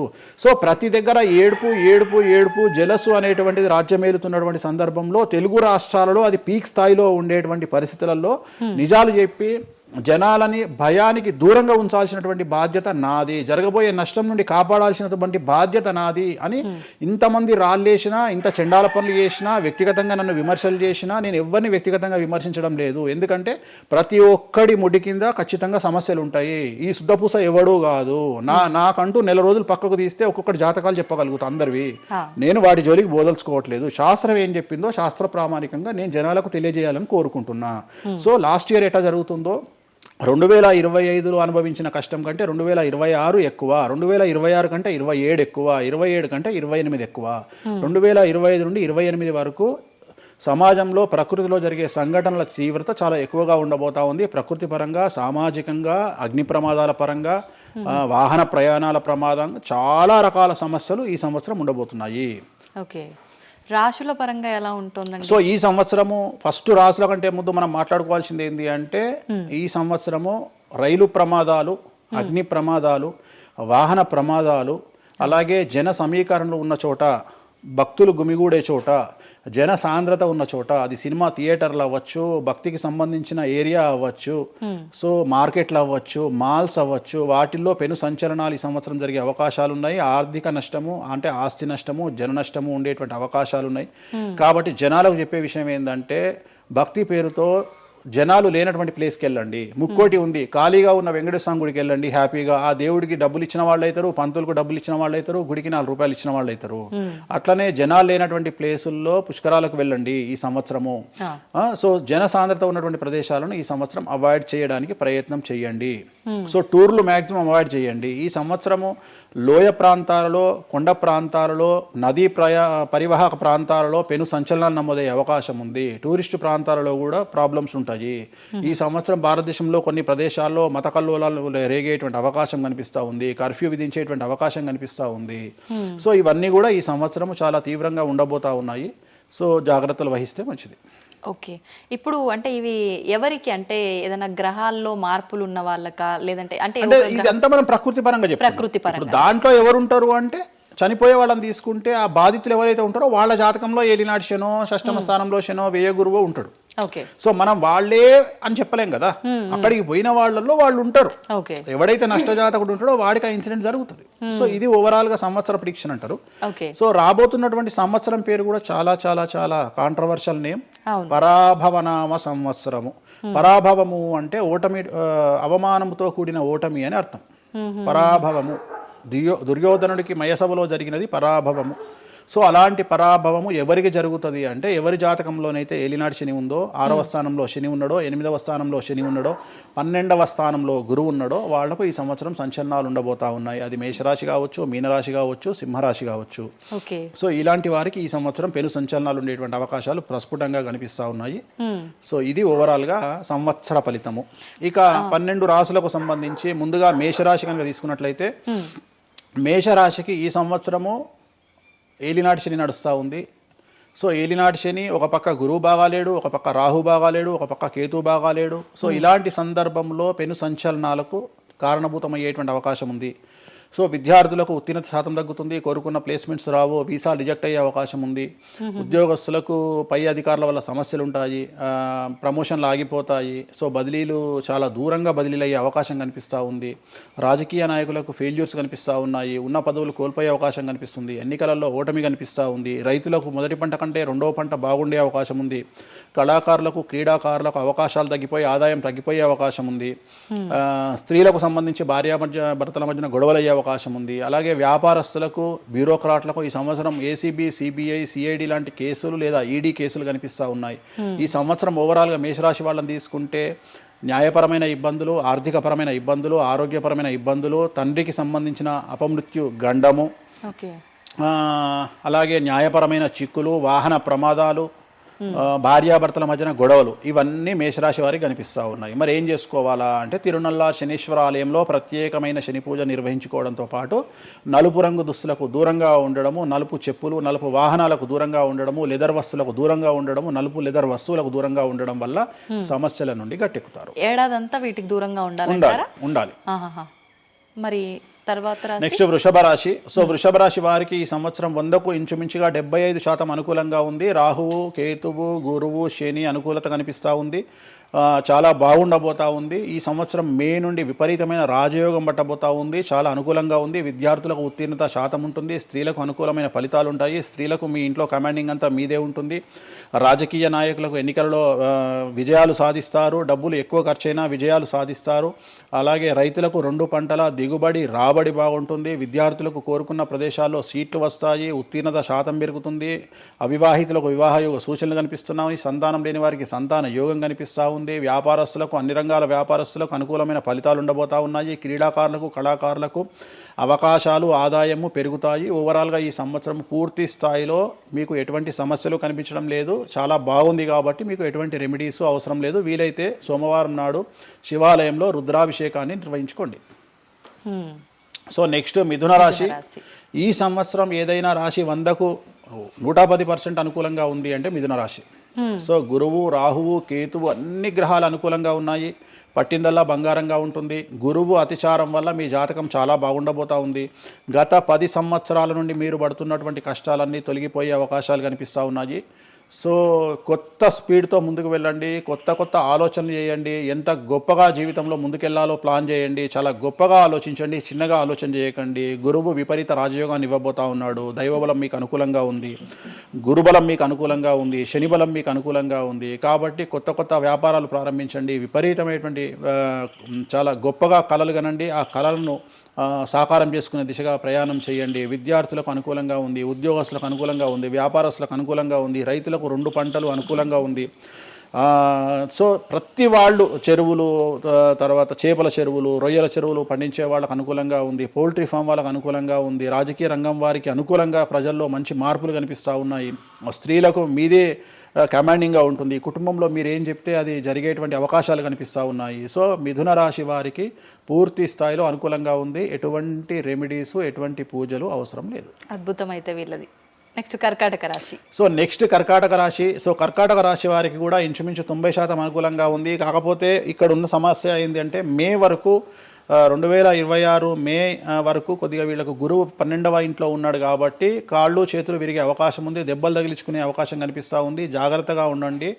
సాధ్యమైనంత వరకు లెమన్ ఎల్లో కలర్ దుస్తులు ధరించే ప్రయత్నం చేయండి.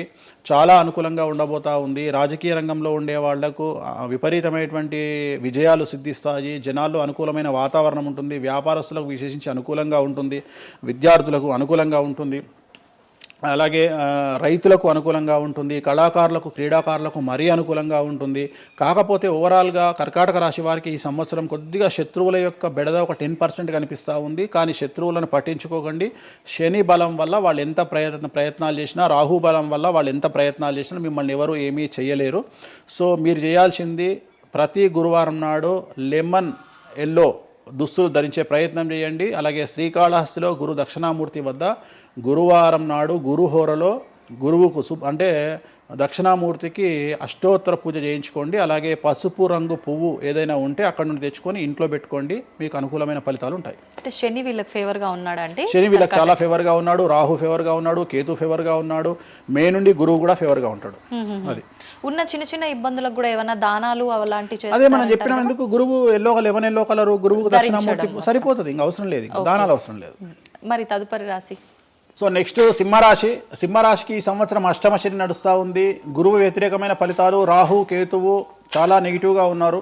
సో ఇంచుమించుగా 4 గ్రహాలు వ్యతిరేకమైన దిశలో ఉన్నాయి. అష్టమ శని అంటే తల్లికి ఆరోగ్యపరమైన ఇబ్బందులు ఉంటాయి, మానసికమైన ఇబ్బందులు ఉంటాయి, శారీరకమైనటువంటి అనారోగ్య సమస్యలు ఉంటాయి, అలాగే ఆర్థికపరమైన ఇబ్బందులు, న్యాయపరమైన చికాకులు ఉంటాయి. జాగ్రత్తగా ఉండండి. నలుపు రంగు దుస్తులకు దూరంగా ఉండండి. విద్యార్థులకు సమస్యలు, ఉద్యోగస్తులకు సమస్యలు, వ్యాపారస్తులకు సమస్యలు, ఈడీ కేసులు, పోలీస్ కేసులు, బ్యూరోక్రాట్స్కు సిబిఐ కేసులు, రైతులకు పంటల దిగుబడిలో నష్టము, కళాకారులకు క్రీడాకారులకు వాళ్ళ అవకాశాలను ఇతరులు దక్కించుకునేటువంటి అవకాశం కనిపిస్తూ ఉంది. స్త్రీలకు భార్యాభర్తల మధ్యన గొడవలు.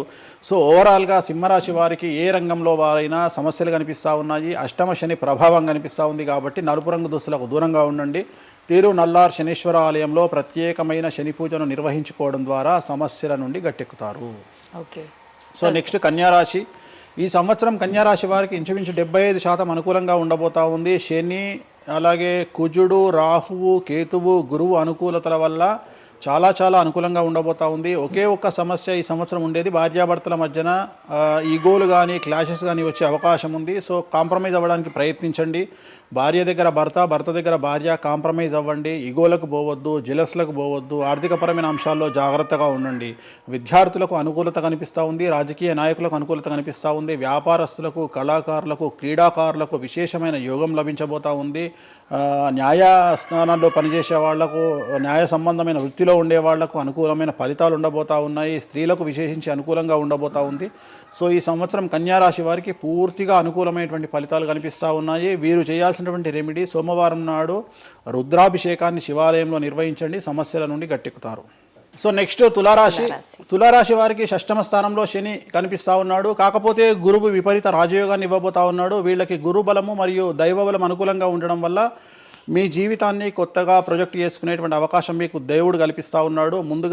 ముందుకు వెళ్ళే ప్రయత్నం చేయండి. చాలా కొత్తగా మిమ్మల్ని మీరు ఆవిష్కరించుకునే ప్రయత్నం చేయండి. మిమ్మల్ని మీరు కొత్తగా సమాజానికి చూపించుకోండి. దానివల్ల మీ ఆలోచనలు మార్చుకోండి. చాలా గొప్పగా థింక్ చేయండి, గొప్పగా కలలు కనండి, వాటిని సాకారం చేసుకోండి. గురువు అనుకూలంగా ఉన్నాడు. కాకపోతే కుటుంబంలో పెను సంచలనం జరిగే అవకాశం కనిపిస్తూ ఉంది. 6వ స్థానము భాగ్యానికి మరియు శత్రుత్వానికి కారకుడు కాబట్టి శని వల్ల సంచలనం జరిగే అవకాశం ఉంది. విద్యార్థులు, ఉద్యోగస్తులు, వ్యాపారస్తులు, కళాకారులు, క్రీడాకారులు, రైతులు, అలాగే రాజకీయ నాయకులు ఎవరైనా సరే వాళ్ళ జీవితంలో ఏదో ఒక పెను సంచలనం జరిగే అవకాశం కనిపిస్తూ ఉంది. నలుపు రంగు దుస్తులకు దూరంగా ఉండండి. తీరు నల్లార్ శనీశ్వర ఆలయంలో ప్రత్యేకమైన శని పూజ నిర్వహించడం ద్వారా సమస్యల నుండి బయటపడతారు. నెక్స్ట్ వృశ్చిక రాశి. వృశ్చిక రాశి వారికి అర్ధాష్టమ శని వెళ్ళిపోయింది. శని, గురువులు అనుకూలంగా ఉన్నారు, రాహు కేతువులు అనుకూలంగా ఉన్నారు. కళాకారులు, క్రీడాకారులు, ఉద్యోగస్తులు, విద్యార్థులు, వ్యాపారస్తులు, రైతులు, రాజకీయ నాయకులు, స్త్రీలు, అన్ని రంగాల వారికి పూర్తిగా 100కి 100% అనుకూలంగా ఉన్నటువంటి రాశి వృశ్చిక రాశి. పూర్తి స్థాయిలో విశాఖ 4, అనురాధ 1, 2, 3, 4, జ్యేష్ఠ 1, 2, 3, 4, 9 పాదాల వారికి విశేషించి రాజయోగంగా భావించాల్సి ఉంటుంది. మే వరకు విపరీత రాజయోగం కనిపిస్తూ ఉంది. మే తదుపరి కూడా అనుకూలమైన ఫలితాలను పొందుతారు. కాబట్టి వీరికి ఎటువంటి రెమెడీసు, ఎటువంటి పూజలు అవసరం లేదు. చాలా గొప్పగా కళలు కనండి, మీకున్నటువంటి కళలను సాకారం చేసుకోండి. మీకు ఎటువంటి రెమెడీస్ కూడా అవసరం లేదు. నెక్స్ట్ ధనుస్సు రాశి. ధనుస్సు రాశి వారికి అర్ధాష్టమ శని నడుస్తూ ఉంది. అర్ధాష్టమ శని అనేటువంటిది డబ్బులను అధికంగా ఇచ్చి ఆ డబ్బుల ద్వారా సమస్యలు తెచ్చేటువంటి ఒక పరిస్థితి. అంటే డబ్బులు లేకపోతేనే సమస్యలు అంటారా? డబ్బులు ఉంటే కూడా సమస్యలు. డబ్బులు ఉన్నప్పుడు వాటిని మనం ఖర్చు చేసే విధానంలో సమస్యలు, వాటిని మనం ఎలా సమాజంలో ఖర్చు పెట్టబోతున్నామనే సమస్యలు ఏర్పడేటువంటి అవకాశం ఉంది. కాబట్టి మీరు ఇన్వెస్ట్మెంట్ చేయడంలో కానీ, అప్పులు ఇవ్వడంలో కానీ, ఎవరికైనా అప్పులు ఇవ్వడంలో కానీ, చిట్టీలు వేయడంలో కానీ, సహాయం చేయబోయేటప్పుడు కానీ జాగ్రత్తలు తీసుకోండి. ఎటువంటి పరిస్థితుల్లోనూ డబ్బులు ఎవరికి ఇవ్వవద్దు. సో ధనుస్సు రాశి వారికి డబ్బు పరంగా సమస్యలు ఏర్పడే అవకాశం ఉంది. రాక డబ్బులు వచ్చినాయి కాబట్టి తీసుకెళ్ళి వేరే వాళ్ళకి ఇచ్చి మోసపోయే అవకాశాలు కనిపిస్తూ ఉన్నాయి. ఈ ఒక్క విషయంలో ధనుస్సు రాశి వాళ్ళు జాగ్రత్తలు తీసుకుంటే విద్యార్థులకు, ఉద్యోగస్తులకు, కళాకారులకు, క్రీడాకారులకు, రాజకీయ నాయకులకు, స్త్రీలకు, వ్యాపారస్తులకు, రైతులకు, అన్ని రంగాల వారికి ఈ సంవత్సరం అనుకూలంగా ఉంటుంది. ఓన్లీ మీరు చేయాల్సిన రెమెడీ నలుపు రంగు దుస్తులకు దూరంగా ఉండండి. తిరునల్లార్ శనీశ్వర ఆలయంలో ప్రత్యేకమైన శని పూజ నిర్వహించడం ద్వారా సమస్యల నుండి గట్టెక్కుతారు. నెక్స్ట్ మకర రాశి వారికి ఈ సంవత్సరం చాలా అనుకూలంగా ఉంది. ఈ సంవత్సరం అండర్లైన్ చేయాల్సిన విషయం ఏమిటంటే మకర రాశి వారికి భార్యాభర్తల మధ్యన గ్యాప్ ఏర్పడేటువంటి అవకాశం ఉంది. గొడవలు వచ్చే అవకాశం ఉంది. ఈగోస్ వల్ల కానీ వేటి వల్ల అయినా సమస్యలు వచ్చే అవకాశం ఉంది. అది కాకుండా విద్యార్థులకు అనుకూలతలు ఉంటాయి, ఉద్యోగస్తులకు అనుకూలతలు ఉంటాయి, రైతులకు 2 పంటల దిగుబడి రాబడి ఉంటుంది. అలాగే రాజకీయ నాయకులకు సమాజంలో మంచి పేరు ప్రఖ్యాతులతో పాటు పదవులు సిద్ధిస్తాయి. రైతులకు 2 పంటల దిగుబడి రాబడి ఉంటుంది. వ్యాపారస్తులకు రూపాయికి 100 రూపాయల లాభం ఉంటుంది. స్త్రీలకు కోరుకున్నటువంటి ఫలితాలు ఉంటాయి. అన్ని రంగాల వారికి అనుకూలమైన ఫలితాలు మకర రాశి వారికి ఉండబోతా ఉన్నాయి. వీరు సోమవారం నాడు శివాలయంలో రుద్రాభిషేకం నిర్వహించుకున్నట్లయితే సమస్యల నుండి గట్టెక్కుతారు.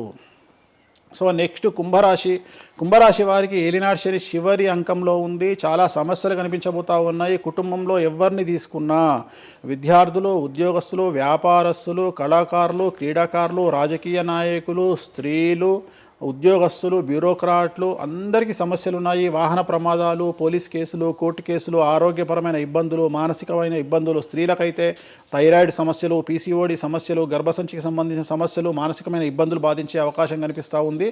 జాగ్రత్తగా ఉండండి. నలుపు రంగు దుస్తులకు దూరంగా ఉండండి. శనివార నియమాన్ని పాటించండి. సప్త శనివార వ్రతాన్ని పాటించండి. సప్త శనివార వ్రతం అంటే శనివారం నాడు శ్రీ వెంకటేశ్వర స్వామి వారికి సంబంధించినటువంటి వ్రతము. ఇది పుస్తకం మీకు మార్కెట్లో దొరుకుతుంది. తీసుకొచ్చుకొని 7 వారాల పాటు 7 శనివారాల పాటు చేయండి. సమస్యల నుండి గట్టెక్కుతారు. ఇక చివరిది లాస్ట్ది అనేటువంటిది మీనరాశి వారికి ఈ సంవత్సరం జన్మశని నడుస్తూ ఉంది. జన్మశని చాలా డేంజరస్గా ఉండబోతూ ఉంది. ఏ రంగంలో ఉండే వారికైనా ఈ సంవత్సరం సమస్యలు తప్పవు. ఆర్థికంగా, సామాజికంగా, న్యాయపరంగా, ఆరోగ్యపరంగా, వాహన ప్రమాదాలు అవ్వచ్చు, ఆర్థికపరమైన నష్టాలు అవ్వచ్చు, పోలీస్ కేసులు అవ్వచ్చు, ఇంట్లో తల్లిదండ్రులు ఒకళ్లకు ప్రాణగండాలు అవ్వచ్చు, భార్యాభర్తల మధ్యన గొడవలు అవ్వచ్చు. మరీ ముఖ్యంగా ఈ సంవత్సరం మీనరాశి జాతకులు ఉండేటువంటి ఇళ్లలో మగవాళ్లకు సంపాదన లేకుండా ఖాళీగా ఉండడం వల్ల ఆడవాళ్లు మాత్రమే సంపాదించి, ఆడవాళ్ల ఉద్యోగంతో డబ్బులు సంపాదించి, ఆడవాళ్ల అంటే భార్యల మీదనో, ఆడవాళ్ల కూతుళ్ళ మీదనో, తల్లి మీదనో బ్రతికేటువంటి పరిస్థితి మగవాళ్లకు ఉండే అవకాశం ఉంది. కాబట్టి ఈగోలను చంపుకోండి. సో ఆడవారి మీద బ్రతకడానికి సిద్ధపడండి, కష్టపడండి, మానసికంగా సంసిద్ధులుగా ఉండండి. అంటే అలాంటి ఒక కండిషన్ ఈ సంవత్సరం ఉండబోతా ఉంది. ఈ ఒక్క సంవత్సరాన్ని కనుక మీరు దాటగలిగితే మీ జీవితంలో మంచి మంచి మంచి పొజిషన్లకు వెళ్తారు. సో నలుపు రంగు దుస్తులకు దూరంగా ఉండండి. రాత్రిపూట ప్రయాణాలు చేయకండి. వాహన ప్రమాదాలు జరిగే అవకాశం కనిపిస్తూ ఉంది. జన సమూహం ఉన్నటువంటి ప్రాంతాలకు వెళ్ళకండి. సో జాగ్రత్తలు తీసుకోండి. నలుపు రంగు దుస్తులకు దూరంగా ఉండండి. తిరునల్లార్ శనీశ్వర ఆలయంలో ప్రత్యేకమైన శని పూజ నిర్వహించడం ద్వారా సమస్యల నుండి బయటపడతారు. ఇప్పుడు ఈ రాశి ఫలాల్ని ఈ మధ్యకాలంలో చాలా మంది ఫాలో అవుతున్నారండి. ఇది అక్షరం అంటే పేరులో మొదటి అక్షరాన్ని బట్టి ఫాలో అవ్వాలా, లేదంటే డేట్ ఆఫ్ బర్త్ బట్టి వచ్చే రాశిని ఫాలో అవ్వాలా? ఇది పేరులో దాని సంబంధం లేదు. డేట్ ఆఫ్ బర్త్ ప్రకారం చూసుకోవాలి. రెండోది ఇది గోచారం, గ్రహచారం వేరు, గోచారం వేరు. ఇది జస్ట్ గోచారం ప్రకారం ఎలాగైతే మనము సౌరమానం ప్రకారము మనం చూసుకుంటామో అలా ఇది ఓన్లీ చాంద్రమానం ప్రకారము మీ నక్షత్రం ప్రకారం చూసుకోవాల్సిందే. మళ్ళీ వ్యక్తిగతమైన జాతకం వేరు. అంటే ఒక 3-4 రాశులు మినహాయించి అన్ని రాశుల వారికి కొంచెం ఇబ్బందికర పరిస్థితులే ఉన్నాయి. దానికి మీరు చెప్పిన రెమెడీస్ చేసుకుంటే సరిపోతుంది. ధన్యవాదాలండి, చాలా చక్కగా వివరించారు. ఓం నమో వెంకటేశాయ.